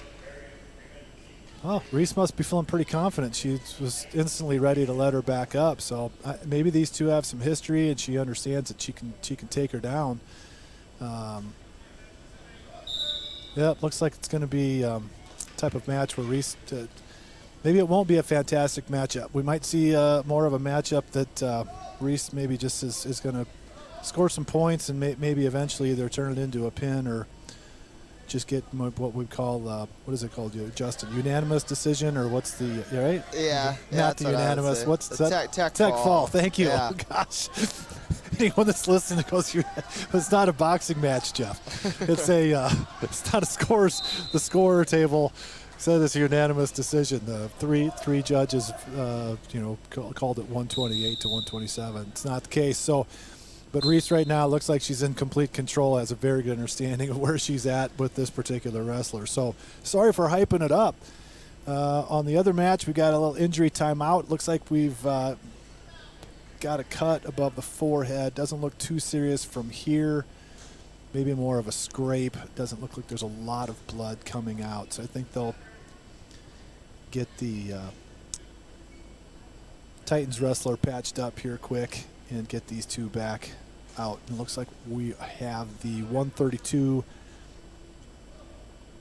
Looks like Keaton Preheim and Mason Bosworth. Thank you. Like. Yep, Mason Bosworth from the Titans and Keaton Preheim, ranked number 10 there from the Rebels. So as we come to a close, first period on mat number 1, Reese in control, 6-2, 3 takedowns with a couple let-ups, and so looks like there might be an injury timeout coming up on that match as well. It looks like the Freeman Flyer wrestler has elbow got popped open, so be a little break in the action on mat number 1. In the meantime, got a really solid takedown there from Preheim. Basically took a takedown right into a pinning combination, and this is one where you don't like to get a real solid wrestler on top with that deep of Yeah, once you get in that front headlock situation, it's pretty tough. It gets pretty tight pretty fast. And there was a lot of time left in the period, and so sometimes when you recognize I'm in a pretty bad position and to fight that off for a minute, it's going to be nearly impossible. So coming up, 138, Tanner Baker from the Titans taking on Axel Schultz of the Rebels. Axel being an 8th grader, Tanner being a 9th grader. Looks like it's just going to be a forfeit at that one, Jeff. Oh, okay. So we've got, looks like probably, Tanner's going to get his hand raised on this one. And unless there's some moving around, looks like 144 is open for the Titans. Paxton Nedved, I think we had talked about him earlier, maybe being a ranked wrestler. I'll have to take another look here. Looks like he's ranked number 7 right now. Yeah, looks like he's hurt right now, so maybe there might be some movement around of these weight classes and some wrestlers, but it looks like Titans are going to send another wrestler out. Reese got a pretty quick reversal over there and put her straight on her back. Reese has just been in control of the whole pace and tempo over there so far. Yeah, she left after that first takedown. Is the pretty expedited let up. And so, obviously, I think she had a pretty good feel for what the other wrestler was going to bring at that time. So maybe those two will probably end up seeing each other, I'm going to guess, in the state tournament, considering Julie's been there a couple times. Probably will be another qualifier. But, and I think this is the type of year, too, where Reese has qualified a few times. This is probably that year she steps up. Not saying that she goes in and wins a state championship, but I think that's in the conversation this time around, and so excited to watch her. Hopefully stays healthy and things go her way. It would be really fun to watch her in a state tournament and get on that medal stand. Another hand raised here for the Titans on mat number 2. On mat number 1, we've got Kaysen Voss taking on Braden Weiss. Honorable mention ranking at 138, 2-time state qualifier senior Braden And Kaysen being a sophomore, still learning some of the sport.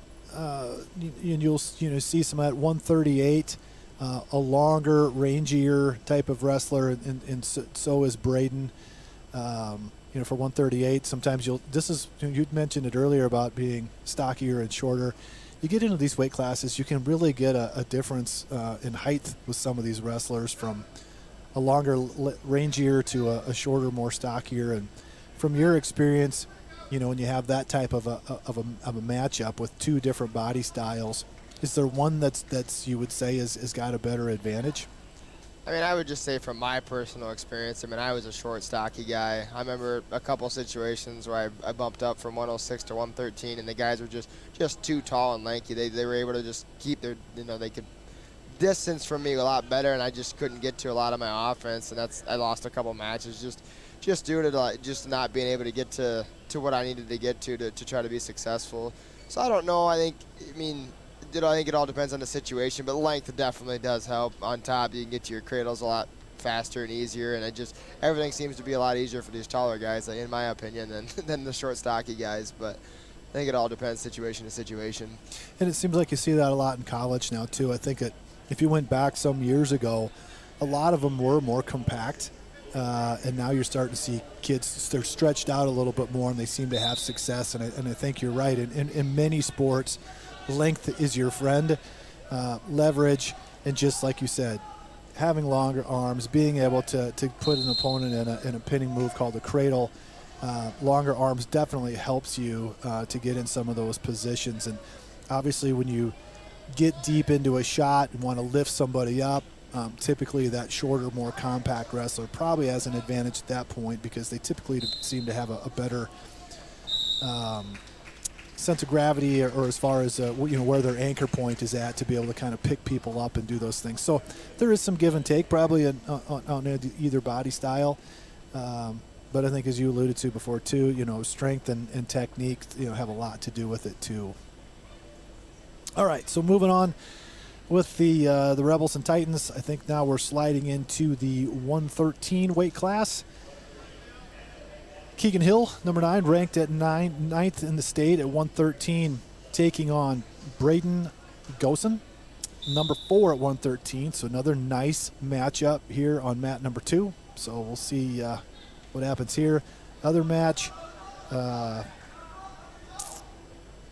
Braden seems to be in control of that match right now, up 10-0, and probably picking up some more back points right here. Yeah, it's just been kind of tough for us on the bottom here. Just haven't been able to. It's just kind of been smothered this whole match. Just can't really get to can't get to our feet and really give ourselves a chance so far. It's just been a lot of dominant top riding down there. Yeah, and with Braden, 2-time state qualifier, he looks like he's someone there that's probably going to end up landing himself in the state tournament. And so, as I said, Kaysen is. I think there's a lot of hope for him. He looks the part. I think there's a lot of good potential there to work with. Just has a little bit of a lack of experience, and sometimes that'll show. And that's just part of wrestling. I mean, if you haven't been in some of these positions, it just happens. Well, so much for me talking about this match down here, of this being real competitive. Brody Gosen went out and took care of business pretty quick and finished that match up. So probably another potential matchup there in a few weeks in the state tournament. So over here on the other match, Caden Shirk, hand raised in a bye. Jensen Christensen looks to be getting his hand raised. Robert Watkins over to the table, going to get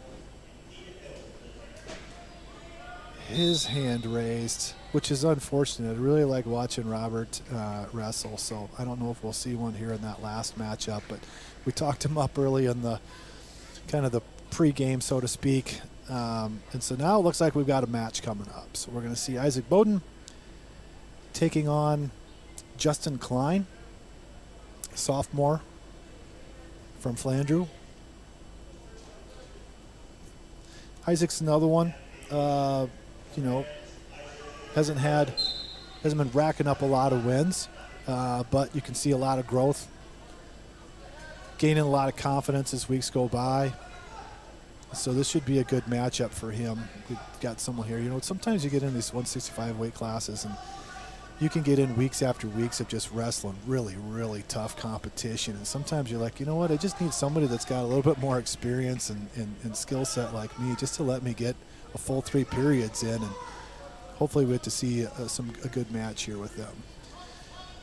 And mat time just being the biggest thing. I mean, you need the matches to go the distance to be able to put you in situations where you can, try to work on things and learn things you need to grow from. If you get into kind of a rut where you just are getting pinned a lot and you're just getting teched a lot, it just gets really hard, and it's hard on your confidence. It's just hard on pretty much every aspect of trying to grow as a wrestler because you're just not getting the opportunities that you need to grow and develop there. Well, you get into practices, and we talked about this. Practices in a wrestling room, they are not easy. They are not for the faint of heart. Wrestling coaches are not ones that say, hey, you seem like you're tired. It is all about pushing people to their absolute limits because, so let's face it, you're out there for 6 minutes wrestling your tail off. Every part of your body is being used. You've got to have a lot of gas in the tank, and especially if you're going to go into overtime, and you're going to do this in 3 matches in one night. It takes a lot of conditioning. So you've got to put kids through kind of the meat grinder and the conditioning, and when you've got a kid that hasn't been winning consistently and now all of a sudden you want to tell them, hey, I need you to run more sprints, or I need you to do more burpees, to have that mental toughness to say, I'm going to keep working and I'm going to keep doing the things I need to do to get better. A lot of times it's easy just to fall back and say, yeah, you know what, I'm not winning, it doesn't really matter. But you don't see it in this wrestling room, and I think most of them across the state and across the country, if you're a wrestler, you just put in the work. It doesn't matter whether you're winning or are you on the varsity or you're on the JV. It's just a culture inside of that wrestling room, and I think that's what makes it addicting for a lot of these kids. And it's across all levels. It's not just, high schoolers that get stuck in ruts. You see it happen at the college level a lot too, where you might be one of the best wrestlers in the country, but all it takes is a couple losses to kind of knock you off your high horse, and all of a sudden you're almost back in a rebuilding stage, in your season. And so it's a constant it's not only a physical grind, it's a mental grind too to keep that up for an entire season. Yep. So match number 2, Easton Cheddar seems to have some control in that one. He's been able to ride Eric Hauge here for most of this match. On the other side, we have Evan Brown. It looks like, this is one of those matches where probably see some scoring. We're already sitting at a 5-3 match, and this one could get a little wild. Yeah, before it's all over. Neither wrestler seems to be scared at all to go up top and try a big move. They've both shown, as they've both tried to throw each other multiple times already, that they're this is going to pretty much be who's going to. I have a feeling this will probably end in a fall for one of 2 wrestlers, judging by their 2 styles right now, but it could surprise me. But it's fun to see them go out and try a bunch of stuff right away.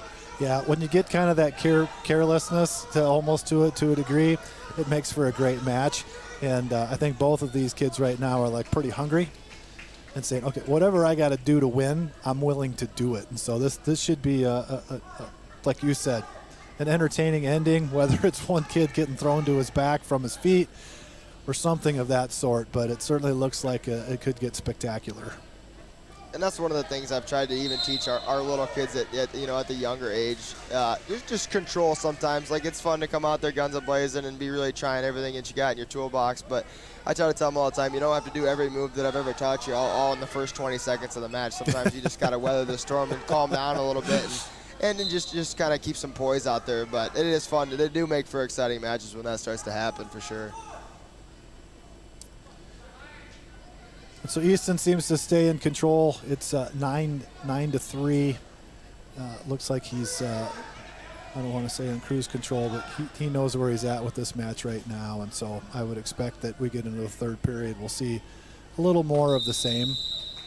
He's very patient. He doesn't force a lot of shots. He stays in very good position and just kind of depicts the pace a little bit on what he wants. You can tell he knows what he does best, and he doesn't really get out of position to put himself in a bad spot. And a real comfortable wrestler like that, he knows where he's at. He knows that he's coming into that third period. He knows he's going to pick down. He knows he's going to pick up points pretty quick. So unless something miraculous happens, it looks like he's probably going to end up with an escape or a reversal here. And this is another one where as we get closer to tournament time, he's just at this point just got to stay healthy and find his way into that state tournament. And going back to Jeff, where we talked about the combining of the classes to kind of stepping up competition, I think that would help on all platforms of like, when I was in high school, I hardly ever got rode out. If you're one of the, let's face it, some of these weight classes, the top 5 kids in the state dominated, I would say 70, 80% of their matches. And I remember getting to college and getting ridden like a broke saddle horse, as my dad would call it, because you just don't know how to get off the bottom because you've never really had somebody put that much top pressure on you. So I think that by combining the classes, that was a big. Lopez caught him in a move, and I don't think Alex is going to let Mr. Brown off of his back here anytime in this period. No, that's pretty tight there. It's in his arms caught. He's just not in a real great position to try to squirm out of there. Really needs. Well, he's going to surprise us. He's going to get out of this potentially. It looks like he's going to get back to his base, and that's a heck of a fight right there. Most kids, you have an option at that point to give up. You're definitely in a deep spot. But maybe understood, probably got some coaching from the side, said how many seconds were left, and he said, you know what, I can do this for 20 seconds. When there's a minute 45 left on the clock, it's a little more daunting when you're on your back. But that's probably one where Alex, if he gets to see this film, realizes if he had lifted the head, probably finishes that match. But just maybe a touch of inexperience. And this just right back what you had just said about not having been on the bottom very much in your career. Now you get to college and there's someone that's basically like what you said, riding you like a broken saddle. And sometimes with the same type of matches here, you could see a wrestler put somebody on their back. Someone that's had a ton of experience finishes that match. Someone that doesn't have kids on their back a whole lot, doesn't quite understand the small little things that need to happen, like lift someone's head, don't let them arch their back, get their feet in a position where they can't use both of their legs to try and drive. And just those little things, or make it a little more uncomfortable for them in there where you're digging your forehead into someone's temple, and just those little dinky things like that make a big difference to finish in a match. And when you don't see those things, are missed opportunities, but then they make for fun matches like this too, where 10-9, who knows what's going to happen here. Oh, headlock. Just great timing. Evan kind of caught him reeling there. And this is one where lift the head. You lift the head to get, okay, he's starting, there you go. This is, and you feel sorry for Alex. A great match, both sides. Someone's got to lose, obviously, but Alex put a lot of heart into that, and so thanks for the entertaining match, those two for sure. All right, mat number 2. We got Finley McConnell and Mason Bosworth.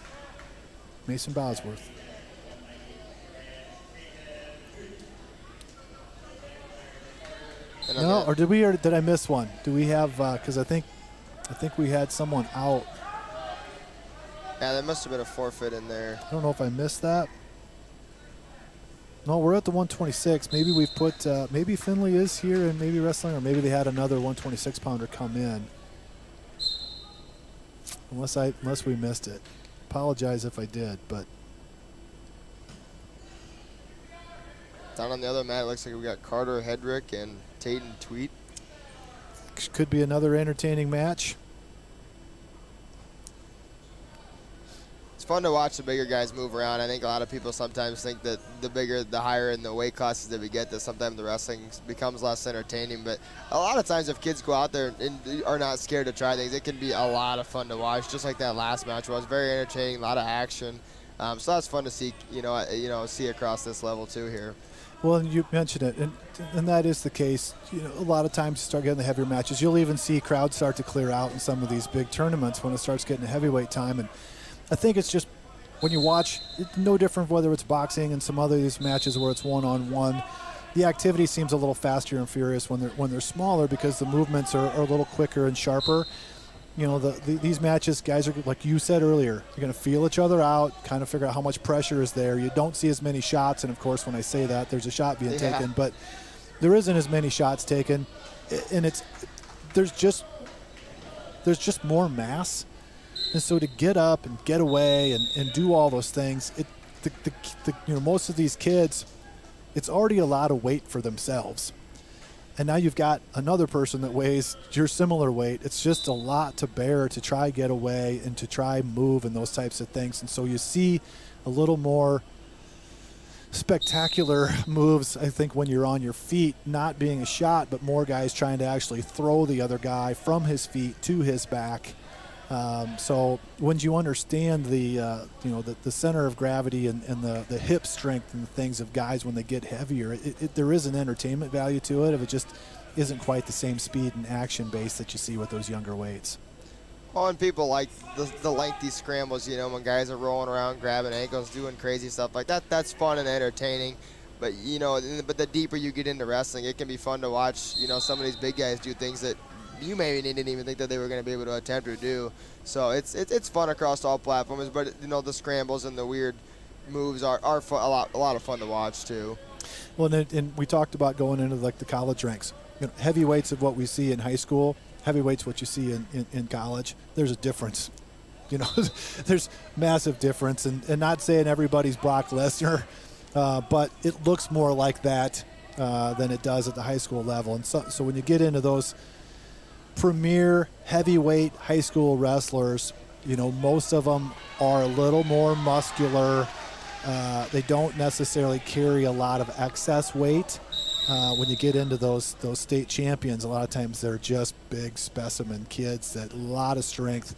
And I think back on not that long ago, Nash Hutmaker and some of these wrestlers that had a lot of success, just wildly athletic for the size. Yeah, absolutely. I mean, you watch Gable Stevenson, who you know how many national titles now. The guy can do a backflip. I mean, it's absolutely phenomenal. I mean, there are those just absolute freak athletes out there. But it's no different than you compare like when Nash wrestled his senior year when Nick Casperson from Beersford bumped up and wrestled him. It just came to sheer size. You know, Nash was just so much bigger. Nick was just kind of outgunned. But it's super fun and entertaining to match to see kids go up and try to find the better matches there, and just really entertaining for everybody involved. But when you get to the upper levels of the college and Olympic levels, I mean, those heavyweights can move. It's super impressive and a lot of fun to watch for sure. Yep, hard to imagine someone that weighs 280 pounds that just does flips like it's the easiest thing in the world. Yeah, it's absolutely incredible. You watch him wrestle too, and he's at an elite level. I mean, he can move so well. A lot of those, even at the Division I level, a lot of those heavyweights just can't keep up with him just how quick he moves, and he's fast and he's fluid, and he's a lot of fun to watch. Yeah, brought a lot of entertainment value to that heavyweight, the heavyweight ranks in college wrestling, just because he could score when he needed to and when he had to. All right, looks like Tatan's got some control here now. We've got a 2-8 to match. I think Hedrick here is up 8-2. Yeah, Hedrick's up 8-2. Is worth noting down here on this other mat here. It is a very close duel. Looks like the Rebels are 34, Titans are 36. So these last couple matches are going to come down to the wire here. So that comes into a play where we talked earlier, where maybe giving up the major or the pin, or it becomes very crucial here towards the end of the duel. It looks like Titans are up here 14-4 in this match. Yeah, so Eric Hauge? Yeah, that's what it looks like. Okay. So at this point right now, we're at a major decision. I mean, this is going to be another 4 points potentially for the Titans, which could really become crucial at the end of this duel. Yeah, so at this point, if you're a coach, you're up by 9 points. What are you telling your wrestler at this point? I mean, I'm probably depending on what I know I have coming up for the next couple wrestlers, whether I know it's going to be a close match or maybe we're a little outgunned. You might be even hungry for even more points here to try to go out and get the tech or even the fall if you can, just to try to give your team as big of a lead as you possibly can coming down to the last couple weights. So right here, he had a somewhat of a pinning position started, and then he gave it up. So right now up by 11. 15 seconds. That's probably just going to ride this one out, I would say, more than likely, and just take the major decision. He's going to throw his legs in and try to get some control there and just keep this wrestler where he's at.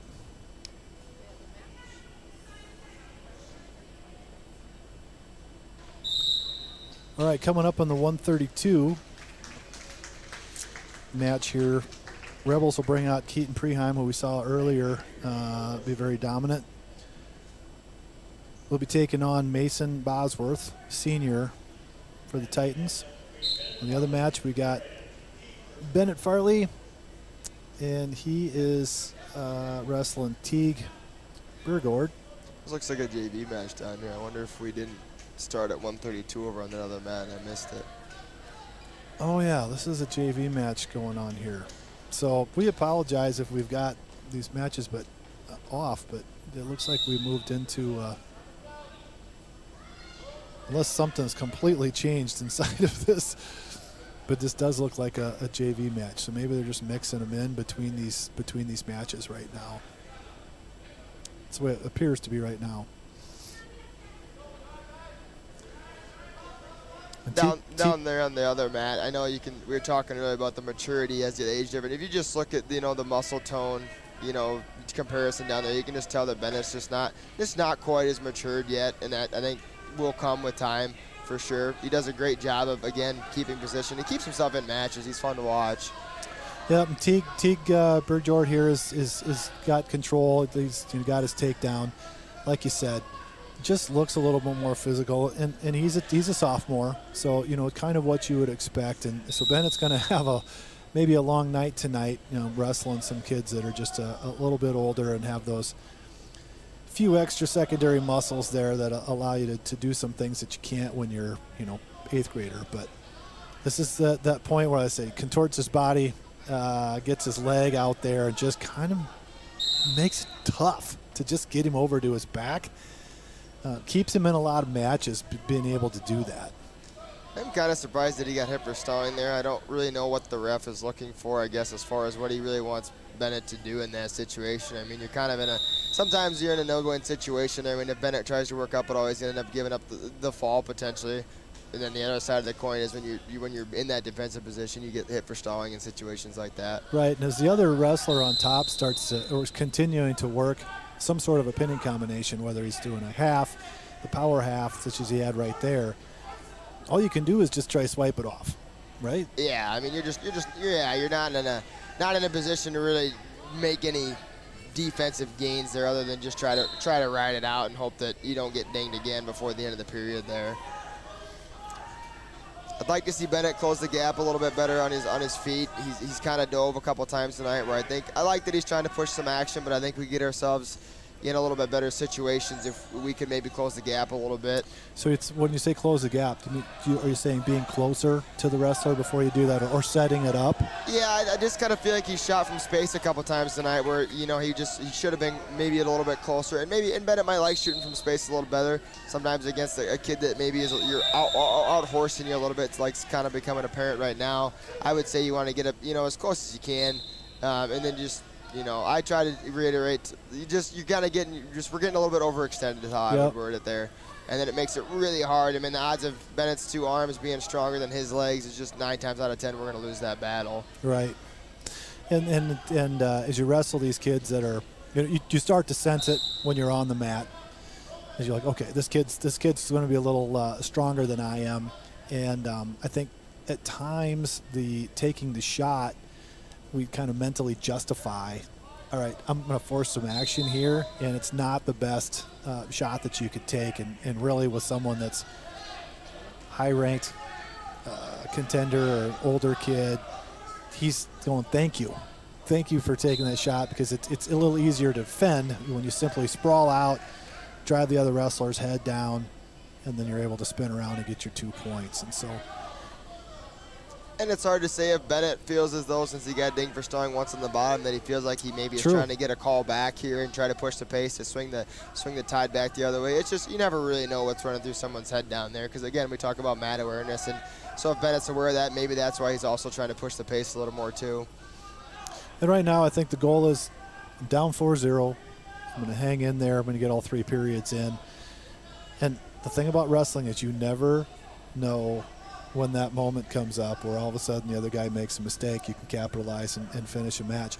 I think back like different degree of wrestling, but I think back like last year in the national championship, Spencer Lee, pound for pound, everyone says best wrestler, coming off of what, three national titles.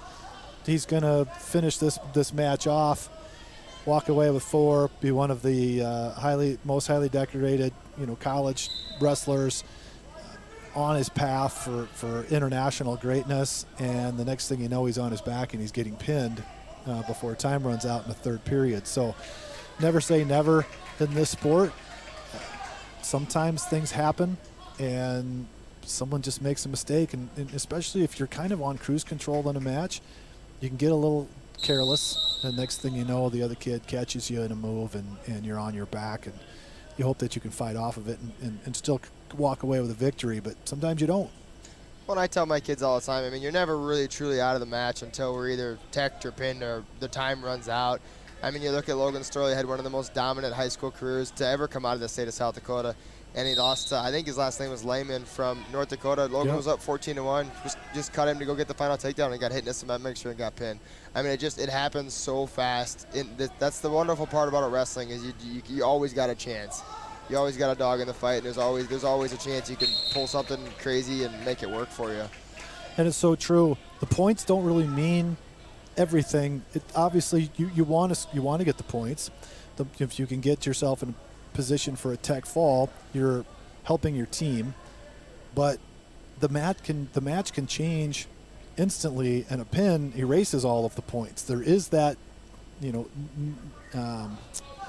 can negate all those points pretty quick. It's the equalizer is what I was looking for. Absolutely. It's the grand equalizer. I might be down 10-0, but if I catch this guy in the right move and I finish him off, and I can't think of the names, but I saw another match like that last year. It was the 215-pounder from Sioux Falls, Washington, pretty much walking his way through the tournament and was winning to the wrestler from Watertown, and they just ended up in a position where the Watertown wrestler was able to pick him up off of his feet and put him on his back. And I think to what you had talked about, I don't know if he'd ever been on his back and ever really had to fight. And when he ended up on his back, it almost seemed like he wasn't really sure how to do that. I will tell you, I had plenty of experience fighting off my back. I was dangerous down there because I knew how to get off my back. I'd spent some time down there in my earlier high school career. I could tell you how many lights were in a few gyms. I can tell you that. But if you haven't really been in that position, it can be weird because you're just not used to it. Well, and the same thing, I mean, being a Beersford guy that came through here, I mean, Nick Casperson, I graduated with his older brother Josh. Nick was his junior year, one of the most dominant wrestlers in the state. Probably was going to run his way through the state tournament, got headlocked first round of the state tournament just like that. He's got a battle back for 3rd place. I mean, it happens fast. Okay, so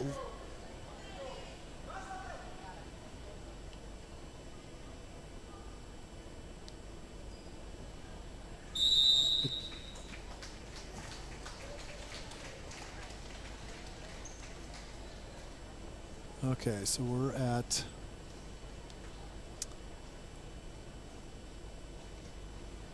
hang in there, folks. We're just trying to figure out who we've got coming up to. So it looks like that was a JV match. That was it. That was done. That was all the matches that we had there. So I'm not sure what happened with some of them. There was some opens, and I think that there might have been some moving around in some of the weight classes, but it seemed like there was matches left on the table there, wasn't there? Yeah, I'm not really sure. I don't know if we missed one or if they just – it looked like Marion Freeman had some more guys on the list tonight than maybe actually wrestled tonight. I don't know if they got sick or what happened there, but – yeah, I'm not really sure. But Well, we'll be focusing on the Rams and the Flyers going forward. Looks like we're going to have a few matches coming up here before this duel is done. So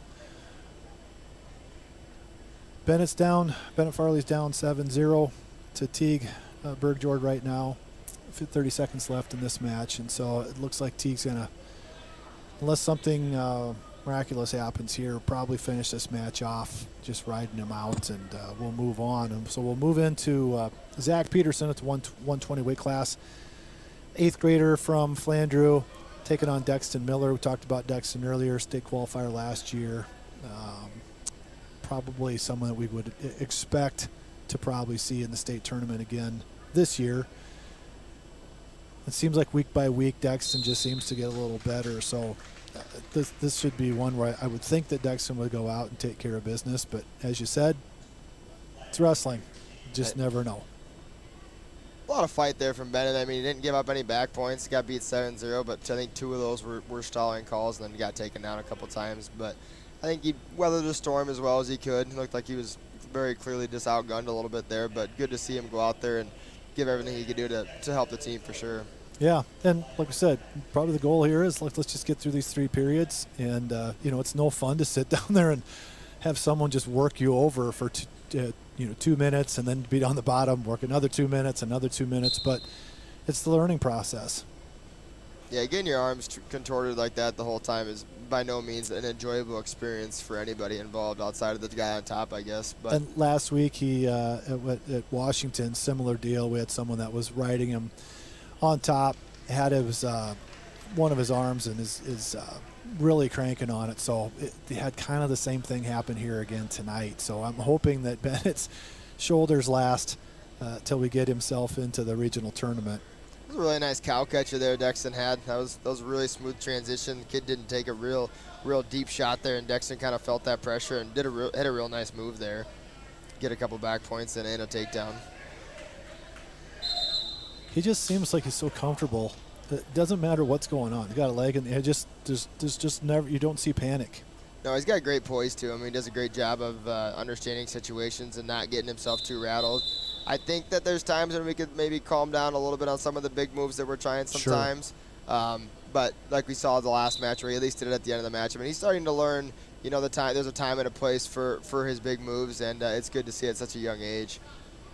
He knows he's got that explosive power to get them sometimes, and like you said, there's a moment in time when you do it, but a lot of times, don't take an unnecessary risk. You're going to go out and win the match. Just do what you need to do to win it. And right now, we're fortunate enough that he's out on the mat. He took a big shot this year in junior high football that actually was made everybody pretty nervous. He actually had to take an ambulance ride to Sioux Falls and had a lot of pain for several different weeks. And so, as you can imagine, football season was over with a few weeks left over, but it was necessary for him to recover and get himself back out. So just really good to see Dexton out on the mat, fully recovered, and hopefully we see him back on the gridiron next year as well again. But it was a little scary there for a moment, and I'm sure it was for Troy and Renee as parents as well as everybody else in the crowd. But looks to be fully recovered the way he's moving now, and total control of this match as well. Yeah, he did a great job. It was good top pressure there. When he had that, it looked like he was going to try to go for a cross-body ride there. I think if he just slows that down a little bit and would have got the ankle hooked, I think he could have had a chance to get some back points at the end of the period there. But did a great job staying in position. Never really gotten any kind of trouble there. So you're seeing there's another match that's going to start on the mat number 2. So we've been calling it the blue mat. We're going to start some JV matches between between the Rams and the Titans. I'm going to stay away from the town names. There's so many of them on all these, but at least on a few of these teams. So yeah, it was hard when I did this the one time last year. I had a hard time remembering that it's Beersford, Alcester, Hudson. I get so used to it being Beersford for so many longs, but it was definitely essential for the wrestling team. They get a lot from both clubs, benefit immensely from the merger there. Dexter could just get off to the side here, I think maybe he'd have a little. There he goes. Yeah, it was just a matter of time. It seemed like he was like, all right, let's see if I can do this in this style, but I think it's going to go a little faster if I get off to the side. Yeah, he's in a lot better position now. He's got more pressure. Being on top, it gets kind of scary if a guy gets, if a guy's got a really good bridge, it can roll you through. I've seen crazier stuff happen, but it's good to see him get the fall there. Yeah, you'd almost rather see him, wrap up one of the arms, just to kind of squeeze him closer. As you said, when you've got a wrestler that's very good at bridging, meaning he can get on his feet, arch his back. Sometimes your momentum will allow you to carry over, and the next thing you know, you're on your back, or you're bracing yourself, and you have to let go of your pinning combination, and you potentially then can lose control of and give them an escape. So you like to kind of squeeze, keep the bodies connected as best as possible, and keep that force driving down. So we're coming into the next match. Back to where we started the night with Tate Lyle. This is another wrestler that I've really enjoyed watching. I mean, if you watch, he's taking on Gabriel Frias. Tate, just watching him in the last couple of years and seeing him this year, it's like another wrestler. And I'm not saying that the improvement was from someone that was so bad, but man, you can just see the development happen. He's just got this. There's an intensity about him when he wrestles now that I think was always there, but he's putting all the other technique and the moves together with it now. And when he gets in these scramble positions, he's another one that seems to be, he can stay calm. And I think it's probably just due to the fact that he's probably got Dexton in the wrestling room. You're going to get in these weird positions, and he doesn't panic. So if you can't either, because someone like Dexton's like, good, go ahead and start doing something goofy because I can capitalize on it. So we talked about it earlier. You get these weight classes in a row. Some kids benefit out of being around other good wrestlers like this, and it just helps. Yeah, I mean, you only want to get beat up so many times in the practice room before you decide that either whether it's your training needs a change or, whatever the case might be. I mean, you're just not going to day in and day out just enjoy getting beat up in the wrestling room. So it just forces you to adapt and get better, and it makes both wrestlers better. The better and better you get, you're just going to be better and better teammates the rest of their career. And the one thing you see with Tate, and we'll see if he finishes this match off, he won't see as much, but very physical. You'll see some very abrupt cross faces. He's one that kind of makes you pay when you're on the bottom. You don't see a lot of wrestlers do that. He's maybe even sometimes on the edge of like, hey, you're kind of flirting here with maybe losing a point, but he's going to make you pay if you get down on the bottom. You're going to know that you wrestled Tate Lyle at the end of it. You're going to get some really hard cross faces. He's not one to shy away from putting the other guy in some pain, whether it's going to be effective to put somebody on their back, but you're just going to have to suffer through him being on the top for a while. And he's got some heavy hands when he's wrestling on top or when they're on their feet. And so as he matures and gets older, if he sticks with this, boy, it's just going to be he's going to be a little bit of a meat grinder. Well, and we kind of saw some of that aggression in the first period there where it looked like the head button was maybe about to get out of hand, so the ref did stop it. I think warned both wrestlers. I don't know that either one of them necessarily was initiating, but you can tell they're both aggressive and both, just going to nose to the grindstone here. That was a beautiful change up there. The misdirection was absolutely phenomenal there by Tate. It's just like another speed and an intensity level with him, and it allows him to just have those great spin moves. And it's just, like I said, everything just looks a little more violent with him when he's wrestling, and not a bad trait to have when you're a wrestler. No, and that's something you can't teach. I mean, you can't teach aggression. It's just some of these kids either have it or they don't, and it's fun and exciting when you get one like Tate that is aggressive and goes after kids, because that just doesn't come around all too often. And it's just not something you're ever going to be able to teach a kid. They either when they have it, it sure gets fun to watch. So we got 4-1. Tate Lyle up. 42 seconds left in this match, in this period. He's done a lot of good things on his feet so far. Not so much offensive. He's done very defensively wrestled this match. Very smart so far. Kind of scored off of a couple shots here. Really strong. And then I say that he hits that beautiful duck under like that. So you can see he's kind of got everything working out for him. I mean, that's a thing of beauty. I mean, you don't see a lot of kids that have confidence to do that, but the way that he did it, I mean, you can't really execute it any better than what he did. But man, the quickness. Oh, just felt the pressure there, and just it was great timing, just great execution. That was the thing of beauty right there. Really fun to watch.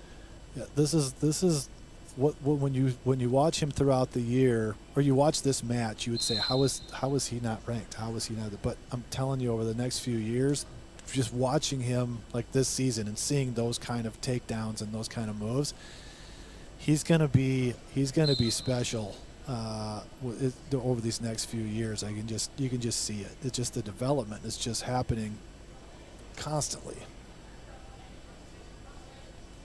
It's like here you can see he kind of reached back. He really wanted to give a hard crossface, and he's like, okay, I'm going to work my legs back here for a while, but he really wants to get that crossface in. That's his bread and butter. Yeah, he wasn't forgetting about it. He was checking a couple times there to see if he could get to it. Just wasn't there that time. You know, we're talking about this being the defensive wrestler. Great. I mean, just constantly looking to put someone on the back. Yeah, I'm glad I had some of my youth wrestlers come watch tonight, because I tried to show them that move at practice the other day, and they kept asking me, Coach, that's never going to work. Well, hopefully they could all just watch there that it does actually work. You just got to be able to execute it at the right time and place. Yeah, and he's kind of had him on his hip all the way up till just now from that takedown. But we talked about it just a minute ago about being a defensive wrestler versus someone who's aggressive. And so not taking anything away from Bennett. Bennett had a really tough wrestler in front of him, but taking those longer shots. Yes, it's aggressive, but it wasn't really the shot that he would want when he would watch this back. But sometimes you don't have to take the shot. You can be a great takedown artist and never really have to be the aggressor. If you can almost invite the other guy to take the shot and you have a great takedown defense, you could just rack up points on guys, and just once they're down, what do they have to do? You force them now to take the shots. And so I think Tate proved that he can take the shot, get the takedown, but he's a really good defensive wrestler. And just once again, I'm going to invite you to take this shot. I'm going to push your head down, and I'm going to go right around the back side of it. And so when you can do both, I mean, what else can you ask for? Oh, absolutely. Great win for Tate right there. That was really nice.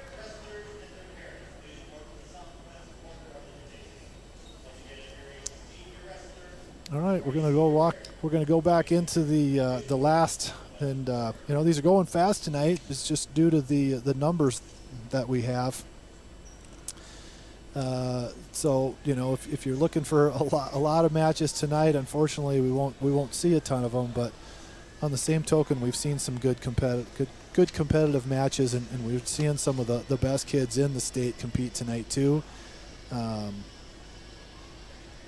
So do we want to take a break? Yeah. Customer service is more than just a word. It's what Jensen Insurance Agency and Auto Owners Insurance does every day. We have more companies than most agencies in town. We're able to find a competitive market for each family. We're able to farm that out, quote it with each of our carriers, including Auto Owners Insurance, of course, and see where it best fits. In Sioux Falls, Beersford, and Elk Point, go to JensenAgencyOnline.com to find out more. Jensen Insurance Agency, building relationships since 1944. Advertising can be a struggle. Where to spend your money? Are you reaching the right audience? If you are looking for an effective method that reaches a large fan base at once, then here is your spot with Live Ticket TV. With over 65 schools in the state of South Dakota, we can help you find the right market. Plus, you can work with me, Heath, and a portion of all sales made go right back to the school. Get a hold of me today, and let's get started in helping build your brand with Live Ticket TV.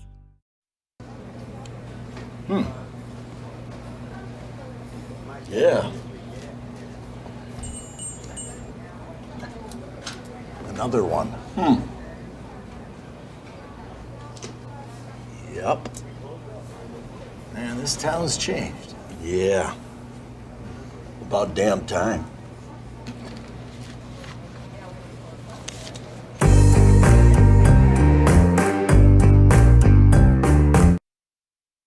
This is what matters. This is beyond X's and O's. This is the difference mutual respect makes. This is what character looks like. This is what defines us in South Dakota. This is sportsmanship. School sports, it's not the outcome that matters most, but the way the games are played. This message presented by the South Dakota High School Activities Association and the South Dakota Interscholastic Athletic Administrators Association. In times like these, it's good to know there's a place where people know who you are, no matter how long you've been gone. A place where the smells of home cooking are still in the air, where a simple wave warms your heart, and sharing stories is just a way of life. It's good to be home. Agraria Insurance Company, protecting what's important in life. Contact your local Agraria Insurance Company agent. The foundation for how we do business is right in our initials, W-E. We. Everything we do is a partnership. We understand solving the many complex challenges growers face every day takes teamwork. And when we succeed, we do it together. That's the power of we.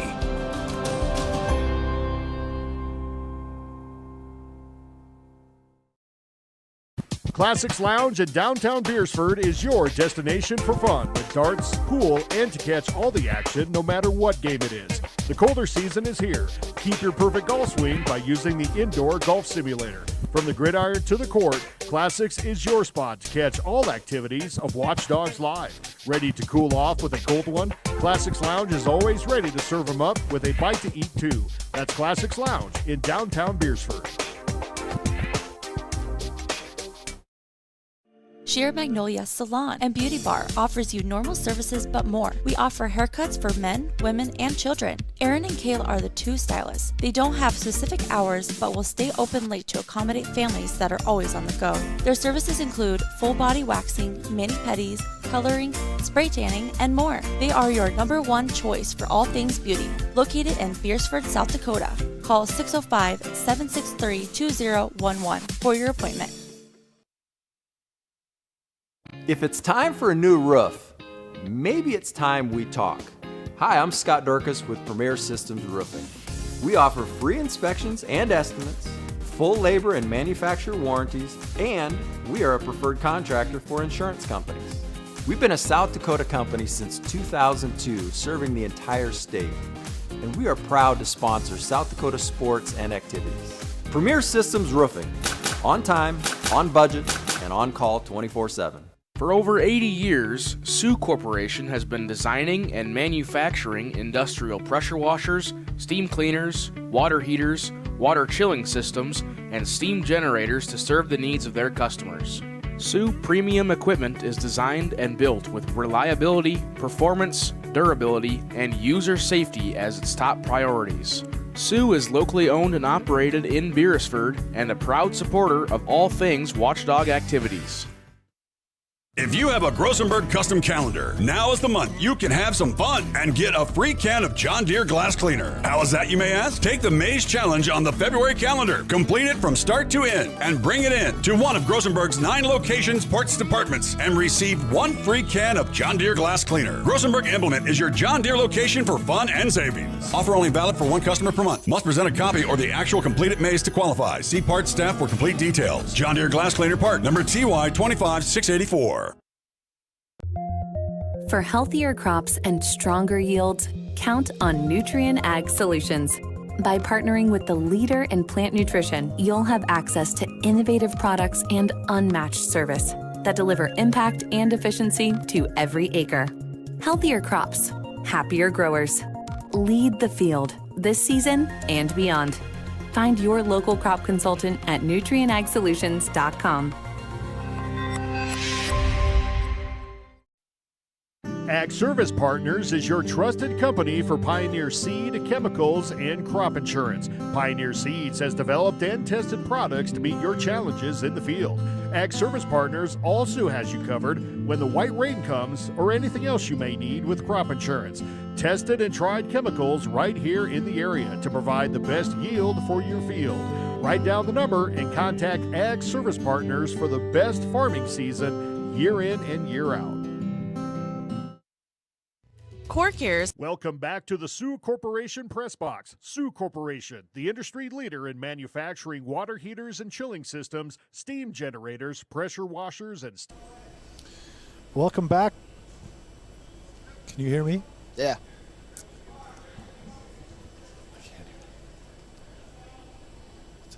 You can't hear me. So right away we started at 138 over here in the Beersford duel. We got Kason Voss versus Tanner Baker.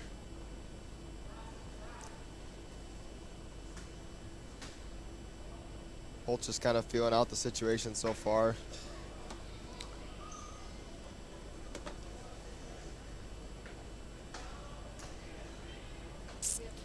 All right, so we've got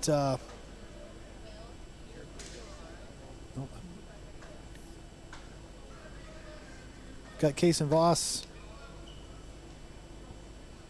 Tanner Baker next on mat number 2. I think we might see several hands get raised over the next, just similar to what we've been seeing. Unfortunately, we'll see a lot of kids come out and get their hands raised. So once we get figured out what weight class we've got next match, we'll get them kicked off. In the meantime, Tanner Baker was able to connect on a takedown here right into a pin. Pretty good shot by Kason. Just kind of left his arm up, which happens a lot, unfortunately, at all levels, but just got caught in a bad situation there. All right, so this will be our first look at Caden Shirk tonight. Caden's another one of those up-and-comers, 8th grader, wrestling at 144, a little larger than what you see as some of these other 8th graders, and another very physical type of wrestler, and exciting to watch him wrestle. And so I'm not really sure who we've got out here for the Titans. It says Paxton Nedved, but it sounds like he was injured. So yeah, I've got the opportunity to coach Caden the last couple years, and it's been an adjustment for him for sure. At the AAU level, he was so much bigger than all of his opponents that he was kind of able to kind of out-muscle everybody, so to speak, and use his length and strength on all his kids. So it's been an adjustment for him. He's kind of coming into his own this year. He's been fun to watch, but he's going to be really exciting to watch the next 4 years for sure. Yeah, really fun to watch him as a football player too. Like you said, he's larger, than most of them, but he's got a lot of athletic skill. Super hard-nosed kid on the football field. Tremendous tackler, and he's one too. Where if you're watching him, it's pretty violent for an 8th grade. Some of the tackles and the hits that he puts on kids, and when you get into like you said, wrestling, you wrestle at 144. You're going to be a little bit. You're going to start wrestling some older kids just because you're falling into that weight class where you're going to be wrestling some of these. And so I'm just curious to know, not having a lot of experience here watching some of these other teams, I'm just wondering if this actually Paxton Nedved potentially wrestling here right now. It looks like a pretty solid wrestler. Yeah, absolutely. Paxton being if this is in fact him. So we apologize if it is. Ranked number 7 in Class B, state qualifier. I've got to think it is. It looks like he's a pretty good wrestler. So if I'm wrong, then I apologize. And Caden's one of those kids that I was reiterating at earlier. Is he likes to push the tempo. He likes to get motion going right away. But he's one of those kids that I told him I don't know how many times last couple seasons that you don't got to show me every move that you know. We can do it in due time. And he gets the cart in front of the horse sometimes, and he's really improved on that from this year to last year. Because he got some mat time last year as a 7th grader, so it's good to see him start to kind of fix some of those things already in his young career. He's a product of what you talked about earlier. You've kind of gone through your entire sports career being bigger, being stronger, being more aggressive. And so you start to rely on your strength. You start to rely on being able to push people around. You rely on some things that when you get a little more of a stiffer competition and people can do some of the things you do, you just go back to what you know, you go back to what you did, and now you have to not necessarily reinvent yourself, but you need to start to adapt and say, okay, I can't just take the kid and throw him to his back. I can't just do these things, or it's not as common that I can do that. And so the learning curve, as you said, it comes along with having to actually go through these matches and have someone muscle him around a little bit. And you can see right here, there's a good point of like where he used his strength to get himself back on top. Very nice reversal there. On the other match, we've got our 113-pounders. We've talked about both of these two wrestlers earlier in the match. Keegan Hill from the, I'm sorry, not Keegan Hill. I apologize. Brady Gosen, number 4, 113 from the Rebels, and Teague Bergjord, who we saw earlier tonight, honorable mention, ranked at 113 in State B. So nice matchup here. Should see some good wrestling. Yeah, Brody's had a good night. He's wrestled some tougher kids, and he's just wrestled. I'm just very, very stout tonight. Been really good. Hasn't given up a lot of points. Been pretty smooth on a lot of things he does, and he's been fun to watch tonight. Caden's got pretty. There it is. Little tight pinning combination down there. That's fun to watch. Yeah, so, like I said, we're not really, according to our notes, we're not really sure if that was Paxton. Started off, looked like pretty good kid. If in fact it was, Caden Shirk just pinned the number 7 wrestler at the 144 pounder in Class B. It's to be seen. I'm not sure if that's him. So once again, we apologize if it is or if it isn't. So coming up next, we've got Jensen Christensen from the Rams.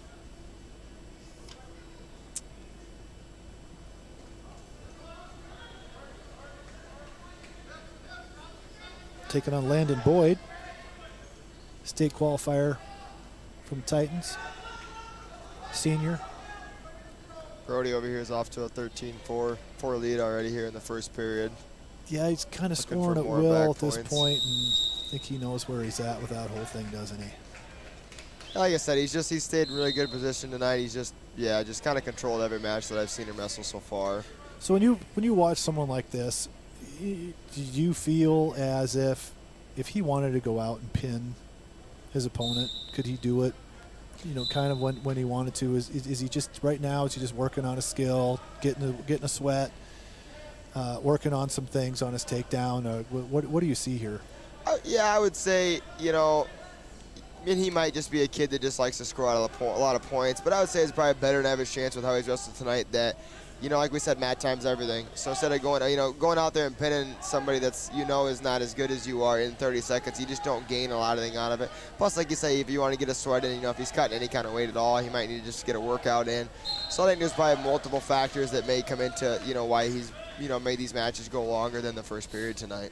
Yeah, it's such great technique. There's another one. Get the leg lifted up and just fall down on your butt, and the other guy follows him and he just hops on top. Someone like that. My question when I asked it is, when you get to this point, you're getting this close to the to regional tournament and state tournament, do you start to worry about the injuries? And so you're like, I want to finish these matches sooner and get myself off the mat. I guess I'm not really sure on that front. I guess that was never in the back of my head. I mean, I've watched so many guys get hurt at practice. it could happen tomorrow walking across some ice in the parking lot. So I guess it's hard to say, I guess. But if he's a maybe more highly injury-prone athlete, too, that can come into a play, too, depending on, where their career is at, if they've been hurt a lot or if they're just a generally healthier wrestler. Sure. And sometimes it's like if it happens, right? Yeah, absolutely. So on mat number 1, we've talked about Robert earlier in the program. Robert. So he's right now he's kind of scrambling to get himself, make sure he doesn't end up on his back, but wrestling the number 12 ranked Class B at 157 in Kane Tobin. Robert is one, had a very successful career here in wrestling, being a 2-time state qualifier. Also, they don't rank quite as deep in the A's, so he's an honorable mention, but he's one we expect to see in the state tournament. And we talked about it earlier. Hard-nosed kid, got a lot of strength. All-around good wrestler. This should be a good match. I think this is one where this other wrestler seems to Keen Tobin. Sorry, he seems to match up pretty well with him so far, and he's got an early lead on him. Yeah, on the other mat here we got Zach Peterson and Easton Cheddar, and this Cheddar too. He's another one. You can. Again, we talked about the practice partners. Marion Freeman's been pretty solid at the back-to-back weight classes here at 113, at 106, 113, and 120 tonight. They've all been very solid, and you can tell they all benefit extremely from being all in the same practice room. Yeah, this is one where we might see this one get wrapped up pretty soon. I think this is one where Mr. Cheddar is probably going to have a lot of control over this match. So Easton's already got his leg up in the air, and he's working his takedown. So once again, might just say, hey, I'm going to work some points, get a sweat in. Yeah, I noticed that they're small. Marion Freeman's smaller guys tonight. Their top pressure has been absolutely phenomenal tonight. They do a great job of constantly moving forward and just not really giving just kind of suffocating their opponents down there so far tonight. It would be really fun to watch the wrestling room and see how these guys work each other when you've got such good talent. They're all really good wrestlers. Like, how does one get away from the other when they're all good riders? And they all look. I mean, even when you see them, there's a similarity between all of them too. It's been tough to try to figure out which one's which without having a program in front of you. Yeah, I don't think if they didn't have the weight class down there on the scoreboard, I don't know that I could have told all three of them apart very easily tonight. The style and the way that they wrestle is all really good. So that brings it up. We didn't talk about the coaches tonight, so I don't want to exclude them. Beersford's Elsister Hudson's coaches, the head coach is Brandon Chestnut. Assistants are Tim Farley, Megan Klintz, Jeremy Coe, Michael Shirk, and Phil Sirk. For Flandreau Flyers, head coach is Cody Chamblin. Assistants is Bo Sievertson and Damian Vicine. Mount Vernon Plankington, Corsica Stickney, head coach is Shay Johnson and assistant Ryan Urban. And rounding it out for Marion Freeman Rebels, head coach Chris Saylor, assistant Jeff Woolman. The Saylor name and the Woolman name takes me back to the 80s. Any of you that are familiar with the Freeman wrestling coach legend, Smokey Woolman, and his sons, Kirk being one that ultimately stood out with being the undefeated wrestler throughout his career, won 6 state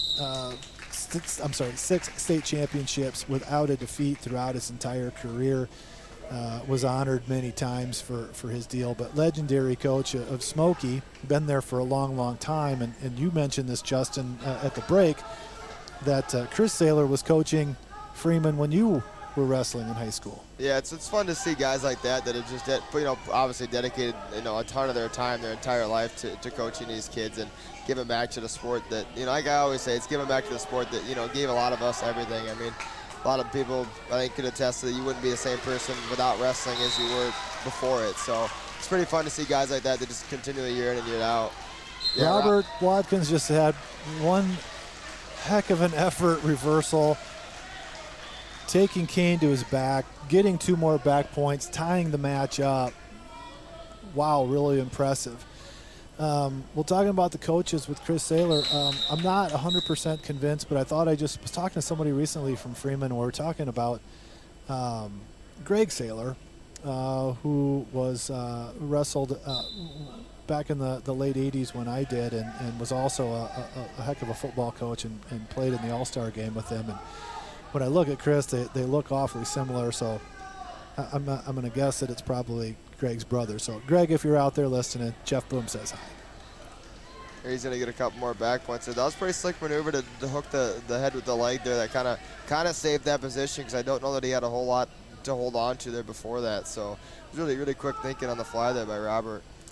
You know, this match resembles what he did last week. He was down. He figures out how to get some points, doesn't panic, and gets into the third period. And next thing you know, the other guy's on his back. And, you know, he now once again gets in control. And so right now, being up by 3 with a minute left, ride this guy out as far as you possibly can. If you give up the 1, you just can't give up the takedown. So, you know, here is just lots of pressure. Wouldn't you agree, Justin? You just even taking a caution for stalling if need be, just to keep him down. Yeah, absolutely. And actually, the ref, I think, hit the bottom right there for stalling that go around. But yeah, I don't think you can do anything crazy at this point. You're kind of in the driver's seat. There's not a lot of time left on it. It's kind of interesting that he calls stalling back to back there. But yeah, I think you're in the driver's seat. Nothing crazy, nothing big. Just you got short time left. Just ride him out and yeah, just control the position here. Yes. No. So did he just award a point to each wrestler, or did he award a point to? It looked like he awarded a point to the bottom wrestler there, which I don't know how he would have. Unless I didn't think I saw Robert get hit for stalling earlier in the match, but he must not have. He must have just said it was his first caution. Is what he must have just been reiterating. Well, because it looks like the scoreboard awarded Watkins another point, so we'd be up 10-6. So unless that is wrong, it almost, from what I saw, it looked like he maybe awarded both of them a point, which would seem weird. I don't remember him hitting Watkins, and I don't know why he would have hit him. But now as we're winding down the clock, quite frankly, you know, I think Kane has kind of run out of gas on the bottom. It doesn't look like he's got the same fire. So I think that there was a moment in time where Kane had an opportunity to maybe put Robert away and didn't get it done. And Robert's conditioning is really good. It doesn't seem like, and he didn't wrestle, you know, earlier, so he's got a full tank of gas coming into this match. And I don't know if Kane had matches before either, but nice, impressive win for Watkins on a Class B ranked opponent. So a good effort on both sides. Good quality wrestling there. So Isaac Bowden coming out for the Rams, taking on Tate Tolsma, also ranked number 12 in the state at 165. And on mat number 2, I think we're at, I think we've got Finley McConnell and Gabriel, who we watched earlier, have a good match. Oh, looks like he's walking a little gingerly. Must have. I think they might have been treating his ankle a little earlier when we were watching the action down on the other end. But Gabriel had a tough match against Tate. Comes out, picks up a win in his next match, but looks like he might have injured his ankle somewhere in the middle of that match. So we hope that he's okay. Yeah, you hate to see anything happen, you know, when we're getting kind of down to crunch time here. So hopefully it's nothing major and he's able to just take a couple days rest and get right back at it. Well, and, you know, alluded to it earlier, you know, fearing the injury. It's like this time of year, it's like, you know, it's like the same thing, you know, right now we're in Super Bowl, you know, season, with Sunday going to be the Super Bowl, and they talk about this during the playoffs and leading up into the playoffs, of giving people rest and trying to avoid that injury bug. You know, and this is an individual sport. You know, there isn't any team or like there's no next man up. You're going to go whether you're hobbled or whatever, and no one wants to go into that tournament, regions or state, where you've got something that's preventing you from giving it your 100%. I would dare say 90% of them have some sort of nagging injury. Just seems like everybody does when you get late in the season. There's something there that's maybe not feeling 100%, but not preventing you from being able to kind of go all out. But an ankle would be one. You definitely don't want to have an injury as you go into that state tournament or regions. I'm sorry. No, and especially like if you're in any kind of team race at all, you know, a lot of these, especially if you look at how many opens we've already had tonight, there is no next man up, like you said, Jeff. They need every guy they got to go into the state tournament here in regions or whatever and try to score points for the team. So it's just even more crucial that, you know, everybody tries to stay healthy at this point in the season. Yep. and with Freeman, we see it that they got potential to put some kids on that medal or the award box there at the end. A lot of ranked wrestlers down there. So you look at it from the perspective of really all of these schools here. Their lower weight classes are they're lower. So go ahead and wave, Justin. I think we're on camera, but those lower weight classes kind of spread out. Probably with the exception of Flandreau, everyone's kind of loaded in that world. And obviously with Beersford being in the A's, they won't meet, but you've got potential with some of these lower weight classes to put a dent into that state tournament. And yeah, maybe you're not going to go out and win the state championship as the team, but if you can represent and get a top 10, if you can crown a couple champions, boy, it makes a big difference in your points, doesn't it? Absolutely, especially if not all these schools are potentially going to be qualifying full rosters anyway. So you can make a lot of headway up with a couple of high podium finishers with any kind of bonus points throughout the tournament too, leading up to that. So it could definitely affect the team race drastically if one or two guys can't compete. So Connor Newmeyer out wrestling for the heavyweight for the Rams. Aiden Novak, ranked number 12 at heavyweight, made some quick work out of Connor. Connor's another one of those wrestlers, not a lot of experience in the sport, keeps his chin up, goes to the practices, does the work, but, you come in and you're going to wrestle some older kids. Connor's coming in as a sophomore. Hopefully we see him in the next couple of years growing some strength. And just hopefully learn some things. A lot of times when you're just not real comfortable with what you're supposed to do, it's tough to win matches when you have some uncertainty. You got to be able just to instinctively know what the next move is or anticipate the other person's moves. And Connor's still kind of getting through that process. So we talked about Owen earlier, ranked number 7 in the A's. A lot of action with him taking on Ethan Reimnitz. From the Titans, ninth grader. Yeah, Owen's very smooth, very aggressive. Beersford's got Beersford. The Rams tonight, they have a lot of aggressive wrestlers in their lineup, and I don't know if that could be stemming from the culture of that the seniors have set. That we're going to go out and be hard nosed and push the pace on kids, but it's good to see because that's a really good quality to have as a team going forward. Well, if you look back to like last year. You send Larson to the state tournament, Frenrick to the state tournament. Both of those guys are aggressive. Shirk to the state tournament. You had 3 seniors there that physicality was kind of their thing. The football program, benefited from having those players being the physical part of it, and then it bled over into the wrestling room too. And so I think there was a bit of a culture that started, and I think Robert Watkins is probably one that's helped continue that culture. Hard worker, high passion level, and that's something that these other kids see, and like, hey, if you want success, you got to be a physical wrestler, and so it's bleeding down, and it's a great quality.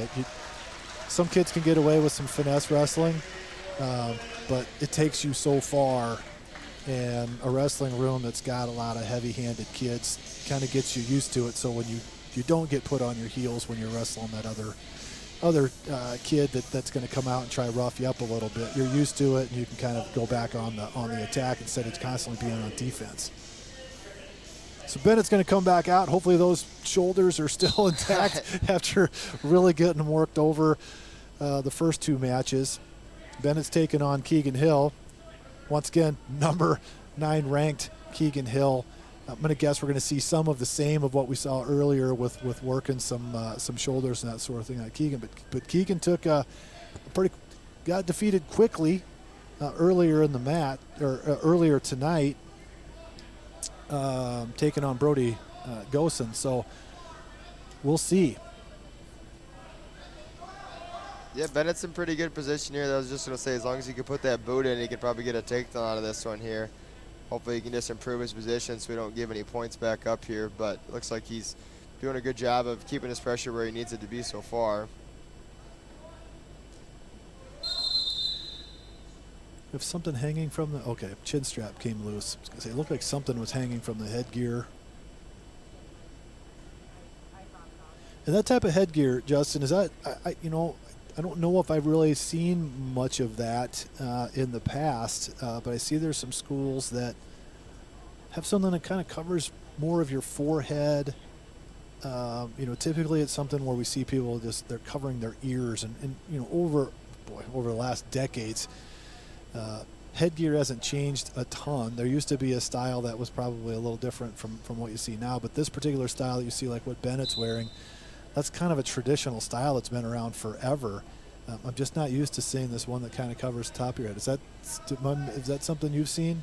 Well, I don't know if I've seen it before. We had a couple teammates in college that had to wear that because they had some concussion problems, and that in theory kind of helps with, especially if you got a kid that's quote unquote aggressive and like more of a headbutter style. I guess it's just safer, I think, maybe for some kids too. So it might just be personal preference too. I'm not entirely sure.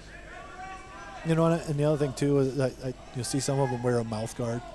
I think that's also part of it. Not all of them do, but it is a physical sport. Sometimes concussions aren't regular, but there certainly is always the risk. And so it's surprised that we haven't kind of mandated that at some point. But boy, it's such a conditioning sport too, and I get it. Basketball players can wear them, but I don't know if it's the same thing when you're on the wrestling mat and some of the positions that you're in. If a mouth guard would work very well.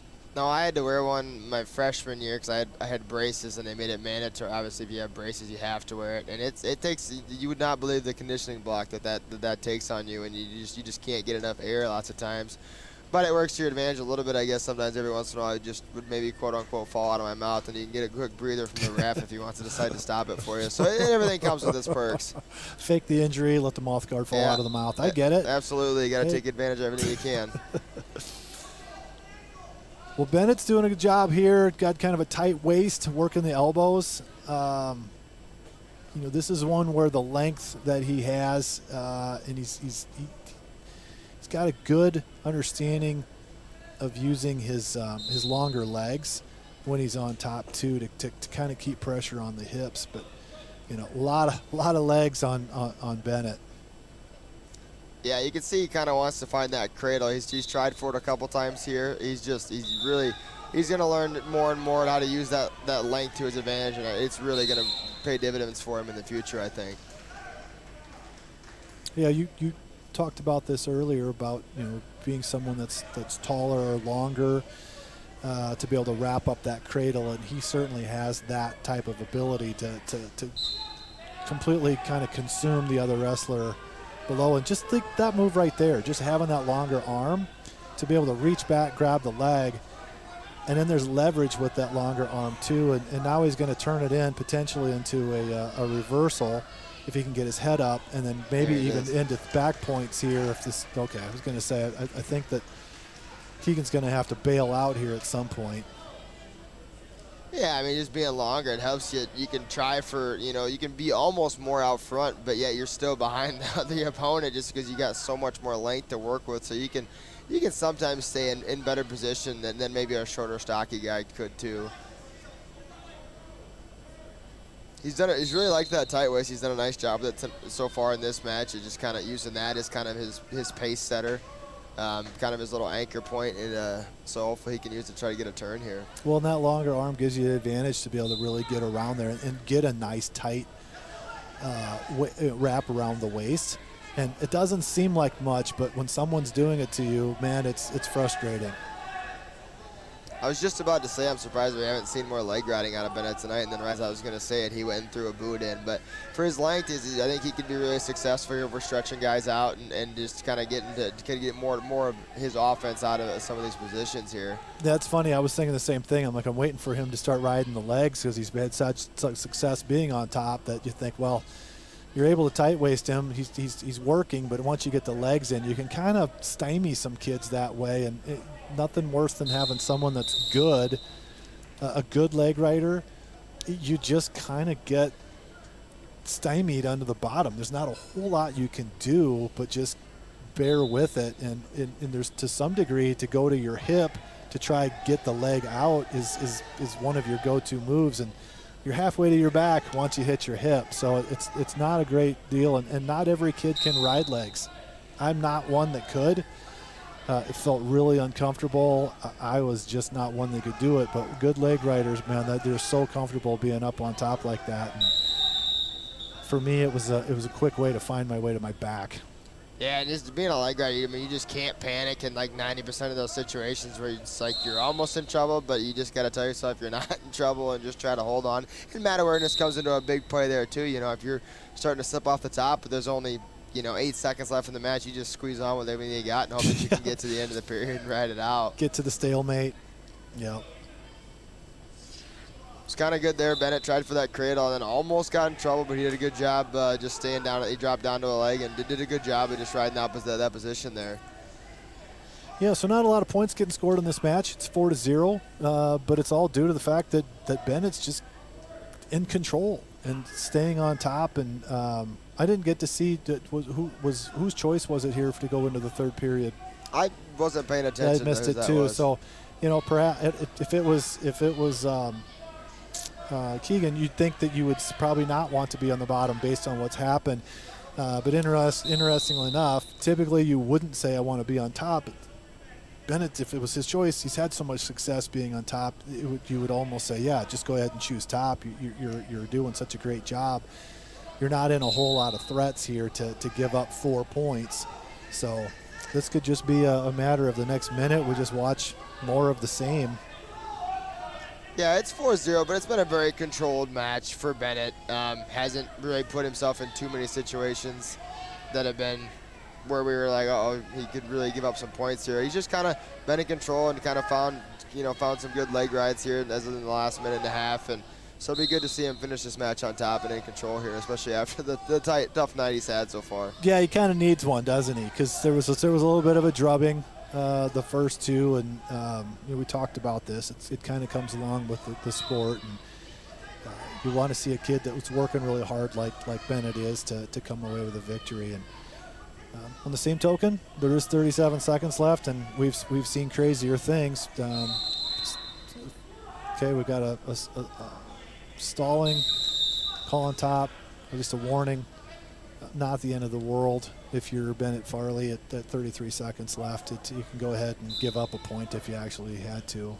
Yeah, I mean, with 30 seconds left, he'd have to hit you quite a few more times. Yeah. And I would think that if he hit you that many times, I would imagine the coaching staff would be having a couple words with our official down there. So I would say Bennett's probably going to be all right to give that one up there. Yep.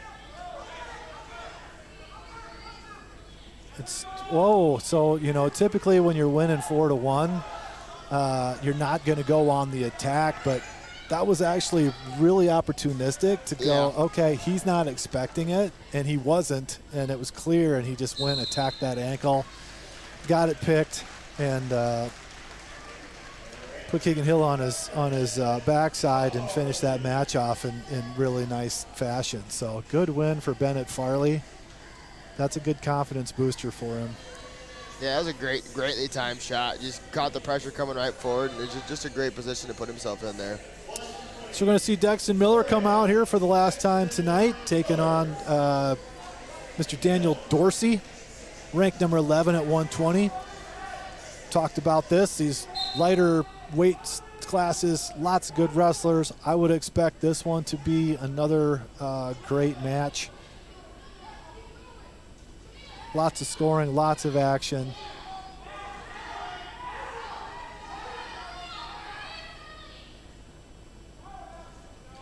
Yeah, just kind of feeling each other out right now. Nobody's taking any shots yet. They're just kind of hand fighting and they're both pretty determined to stay in the middle of the mat so far.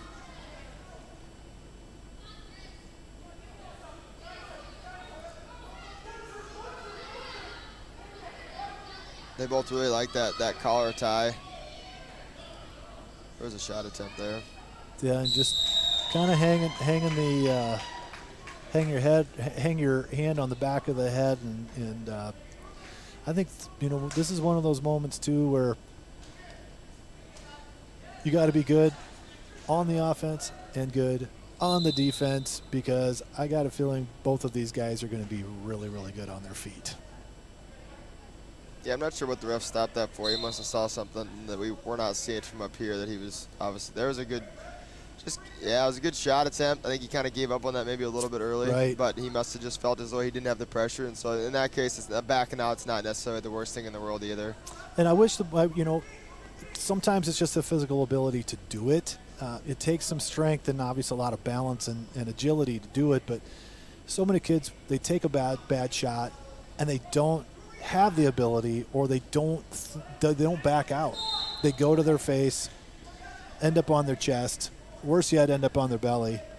And it's not an easy thing to do. You recognize you're taking a bad shot, but sometimes you end up on your knees. It's not that difficult to get back to your feet and just get back out of the position. But, boy, you don't see it as often as you should. Kids want to stick in there and try to hang in there on the shot, and it's like, if you just know it's not there, boy, if you can just bail back out and get back to that standing position, it's better. Otherwise, you're ending up right where Dexton's at and hanging on to one leg, flat on your belly, and it's a matter of time before the other guy works a cross face in and has got the leg, and it's just tough to hang on to that position for a long time. And once again, Dexton kind of have an understanding of the clock. Probably was like, okay, we're running out of time here. I'm going to give this thing a shot. Worst case scenario, we end up in a stalemate. Well, like we talked earlier, Dexton's arms are going to get tired a lot faster than in his opponent's leg is 9 times out of 10. Yep. And yeah, it's a great point you bring up, Jeff. That lots of times at the youth level, especially, I've tried to teach the whole back out, and they don't get it. Their mat awareness is 0 at this point in their careers, which is fine, but it's super frustrating sometimes to watch when situations where we'll hang out in a front headlock too long and we'll end up getting put on our back just because we just don't know when to back out and when to say no. Well, and what do you hear from home? Be more aggressive. What do you our society in sports in general, it's like go forward, keep pushing, and this sport's that's not always the best recipe in wrestling. Sometimes you have to realize very quickly that you're going forward to a bad situation, and like you said, it's tough to ingrain that in, and I, quite frankly, it's a tough thing to do physically, to get in, and then it really opens up a door. If you're not able to do it quickly, the other person's got you in a pretty vulnerable position. If you're on your knees or as you're trying to get steady to your feet, there is a golden opportunity for the shot for your opponent, but they often don't recognize it either. So, there's always missed opportunities are pretty regular on the mat. But I'd like to see Dexton cut him here, as he finally did. I was really worried we were going to end up giving up, an escape and a stall call there. So it was good to finally see him let that one go. As they develop, too, when you get into college and riding time, it becomes more of a factor. Yep. Sometimes you're willing to take a stall call if you know you're going to get close to your minute of riding time and stuff like that. So it's not always the worst thing in the world to practice that at this level, but... Yeah, I was just going to ask you about that. I'm like, if you were in a college situation, you definitely would be hanging on as long as you possibly could, wouldn't you? And the other thing with you talked about earlier, you get that 1 minute of riding time, you get the extra point. Your opponent, on the other hand, they need to get that below their riding time goes against the other person's riding time. So there's times where, like, I need to go 10 more seconds to get him below 1 minute, which then takes that point away from him. And so college, yes, you probably would want to hang on as long as you can, but here a lot of times if you feel like you're going to lose your opponent and you're getting out of position, you're absolutely right. You just got to cut them loose and say, okay, let's fight for the next takedown. Well, like a lot of times in college, if you know you can't return them, you would just maybe drop down to a leg, and then the ref will start a count, and he'll count to 5. And by the time he hits 5, if you haven't let go, it's a nice little reversal there by Dexton. I'd like to see him. There you go. Just go get your 2. Yep. Bonus points are awesome. I'd love to go get the fall too, but that was a great choice to finally just decide to go get his reversal there. You're absolutely right, and that's a sign of maturity as well. He's wrestled so many kids, not just this year but last year, where he turns that into a pin. Recognizing this kid's not going to give up that pin, and just go get your points and just say, you know what, I'm not going to try hang in here and lose the 2 points. I'm going to get them. And really nice sign of maturity by Dexton right there. Where he's going to have to be careful here is there's a minute and a half left, and we've already been dinged once for stalling, so he's going to kind of have to push the pace more. which I don't think pushing the pace is a problem for Dexton. I just, like in this situation here, you got to really be, yeah. But you could argue that call both ways there. All right, we're going in. This, we nearly went into an overtime. Yeah, coach had him cut him here, put him back on his feet, and just give up the point. Yeah. Just so we don't give up any more on the top there.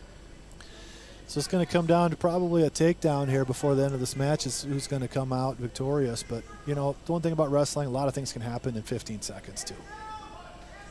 Yeah, Dexton really needs to push the pace here then he takes a nice shot. And as I say that, we should just talk about these situations more often, Jeff. It seems to always, they go for That's all we have to do is just bring it up. And then they go for it. Oh, what a power move right there. Right there again, another sign of maturity. A couple years ago, you might have wanted to really bring that kid down hard, but just knowing the situation there, that if we slam him, we don't gain anything. So just, again, the maturity and the growth that he's had over these past couple years is absolutely phenomenal. Oh, just that's taking his time and putting a kid on his back, and now finishing the match, and really now with 20 seconds left, he's in a great position. He finished him. He finished him. Awesome match. Wow. We're just on the edge of thinking, okay, what's this going to look like at overtime, an OT, or who's going to be able to pull that last second takedown? And he goes in, gets him off of his feet. And like you said, you would think your emotions would take over and you're like, okay, I'm going to slam him. I'm going to, try to do the big power move. Cradles him right into his back and doesn't even let him get back to his stomach. Just wildly impressive. 8th grader. Wow. All right. Boy, I just want to hang into that moment for a bit. It was just so good. So Tate Lyles, we talked about before, super aggressive, taking on Eric Hauge, 7th grader. I expect to see a lot of what we've seen earlier tonight out of Tate. Good technique, very quick, highly aggressive, and this like crossface. As soon as he gets down there, boy, he likes to get his hand there and then the spin around the backside. Actually, a really good defense there on Eric's part to not give that up. Another quality shot. Wow, really impressive takedown. It just kind of just shot after shot after shot there. I mean, in theory, you can only defend so many if you just keep taking the opportunity. So that was very nicely done there by Eric. Yep.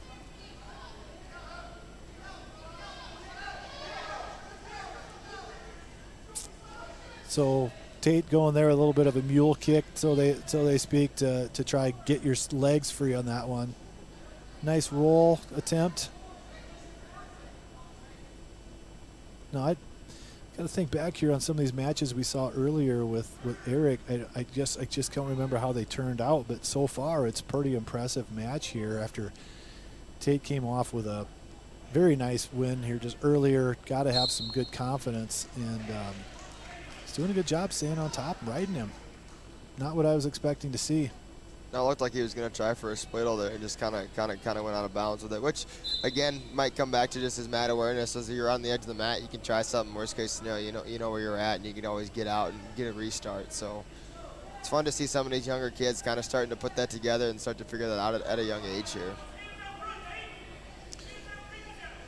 So right now, Tate's, as we get in here, going in the second period, I don't know who's going to have their So Tate's going to have choice. It's going to say, I don't know if he's going to defer. It's going to say, I don't know if I'd want to take bottom right now. You're going to almost have to go back to your feet, where I think that he would probably have. I mean, but boy, after you're watching Eric take those last few shots, I don't know if I really want to go in there too, or at least you better be prepared for it. But it's going to be really important here that he can ride him out or turn him, because like I said, getting back to your feet so far hasn't been great, but here we are. We're going to get a chance to watch it again here. Yep. Well, we're getting a little wild here with our hands. I was wondering if we weren't going to get a stoppage there due to some clubs there. You know, and this might be a moment too where, okay, you can get a little frustrated, get a little emotional. You know, typically he's able to cross face here or get spun around, and Eric's doing a great job of hanging in there. now he's at a disadvantage. We talked about this, hanging onto one leg, on your belly, not ideal.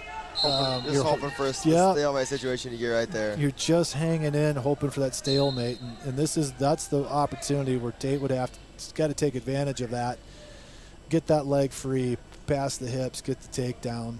Well, Tate kind of brought that over with that crossface and kind of rerouted him to get his head back to the inside there. And I kind of felt as though he might have been in better position to just run that crossface outside there. Instead, he decided to bring him in for whatever reason, but it just didn't work out for him. And Eric's doing a great job here. You're seeing Tate was really kind of swinging his arm, trying to get his wrist loose. That's a moment where your attention's on something different, and Eric is a perfect chance for me to take a shot. Right now, he's doing a heck of a job here in this match. Like we talked about earlier, the busier your hands and feet are and everything else, it just makes you think about too many other things, and that makes a lot of opportunities come alive for the offensive guy.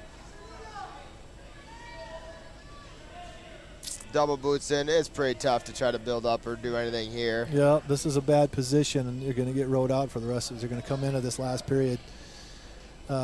Luckily, he's going to have a choice here on what he wants to do, but so far I don't know what you pick. Kind of surprised the way that Tate came out that match previous to this one and what he looks like here. So I don't know if it just could be a matter of style too, right? Yeah, it just looks to me like as though Eric's a very quick, low-level finisher, and Tate seems to shine where guys like, get up higher where he can get to his cross faces and where he seems to have really good hips up there. Where Eric's just finished everything low level. He's executed exactly how he needed to try to beat Tate right now. Everything's been low and just hasn't really left his head hanging or given Tate any opportunities to really get to what Tate's good at. Yeah, he's finished all these shots very nicely, and it's impressive so far. And a 7th grader. Yeah. With a lot of skill on those takedowns. Yeah, he's got a bright future ahead. He's very offensive. He's got he knows how to use his length clearly already with as well as he's kind of held Tate on the bottom so far. And so at some point here, being down 7-0, when do you go? And it's always hard to say. When do you say what's desperation? This is one where Eric almost made a mistake there and got too high. But now back into the double legs. If he can get himself back into a base position, when do you just kind of say, you know what, I'm down 7-0, and what do you do at that point? Does he try another one of these Granby rolls? Does he try to? What do you do at this point? I'm like, I don't know if there's a whole lot. I don't see a lot of opportunity to do much here. Now he's got a nice spiral ride going on him. This is not. He's so tight. Eric's just done a very good job of kind of suctioning himself to the back of Tate's back and just hasn't really given a lot. I would say when you get down to the 30-second mark, you're kind of looking for your home run ball, if it's me at this point. Because you need the fall for sure, so you're going to try to get the ref to get in the position and everything. It's going to take him a amount of time for that to develop. But he really hasn't had, outside of that very first Granby roll he hit in the first period, there wasn't a whole lot of space or opportunity for him to really try to get to anything, really. And he's just stayed so tight to his back and everything that he's done. It's just like you said, he's just like a suction cup. And it's like, wow, what a really bright future. And you just to see that, to go in and hit that low and attack the feet and the ankles and have control of the other kid, you don't see that very often. No, low-level finishers like that, they're deemed to be fairly successful going forward just because it's so hard to defend that. I mean, your options at that point, you're past sprawling, you're past cross facing, you're just in a bad place at that point. So it's to see him figuring that out at a young age is really, really exciting. Yeah, it's just not too many of them are able to do it. How many times just in tonight you see someone that's the other guy's completely sprawled out, your face is in the mat, you're hanging on to one leg, hoping like crazy that you can get yourself into a stalemate position. So you got Ben Seeley here, it looks like. Yeah, I've got Mason Bosworth, senior, Right now, Mason seems to be feeling pretty good about where he's at. He's kind of recognizes that he can probably pick up a takedown when he needs to on Ben Seeley, and so right there is probably an opportunity for him to reach down and just pick that ankle. So, you know, that's one thing too you don't see as often. You know, two kids there, one's got the other one's wrist. It's really close to the other person's foot, and a lot of times it's like you either shake that off, grab the ankle there. I think he just did a nice job there, didn't he? He actually picked the ankle with his leg, didn't he? This is where we all talked about it. We've talked about all night, Jeff. The length there, like not just a short guy like me. There's no way my ankle's going to reach far enough to do such a thing. He would have planted me on my back before I could have said, just wait a second. But yeah, it was very, very nice. He executed. He's clearly kind of figured out how to use his length, and did a nice job there. Just don't see a lot of kids that see that opportunity, but yeah, literally shooting your leg through their legs and then finishing it with your ankle behind theirs. There's nowhere for their leg to go. They fall backwards, and all your pressure's moving towards them, and so it's a beautiful takedown. Hard to execute, but he certainly went into that with a ton of confidence and knew where he was at. And now he's taking his time, and when you know that you've got someone that you can out-physical them, that's exactly what you do. You take your time, get the wrists where you want, put them in a position to pin them. And so Ben was on the wrong end of that one, of course, but really nice, impressive win by Mason. And that's it, folks. That wraps it up for tonight. A lot of open matches. You know, it didn't allow us to see a ton of stuff, but there was some good quality wrestling tonight, a lot of great matchups, and so hopefully you enjoyed it. Justin, been great doing this with you tonight. I look forward to just doing again. This will wrap up Beersford's home schedule. They wrestle again on Thursday at Sioux Falls, Washington. And then going into the following weekend is Regents, and then of course the following weekend is into state. So, Justin, you got anything to add to tonight? No, I was just gonna say it was fun, Jeff. It was fun talking wrestling, and pleasure's been all mine. So I appreciate it. So thanks for joining us. Have a great night.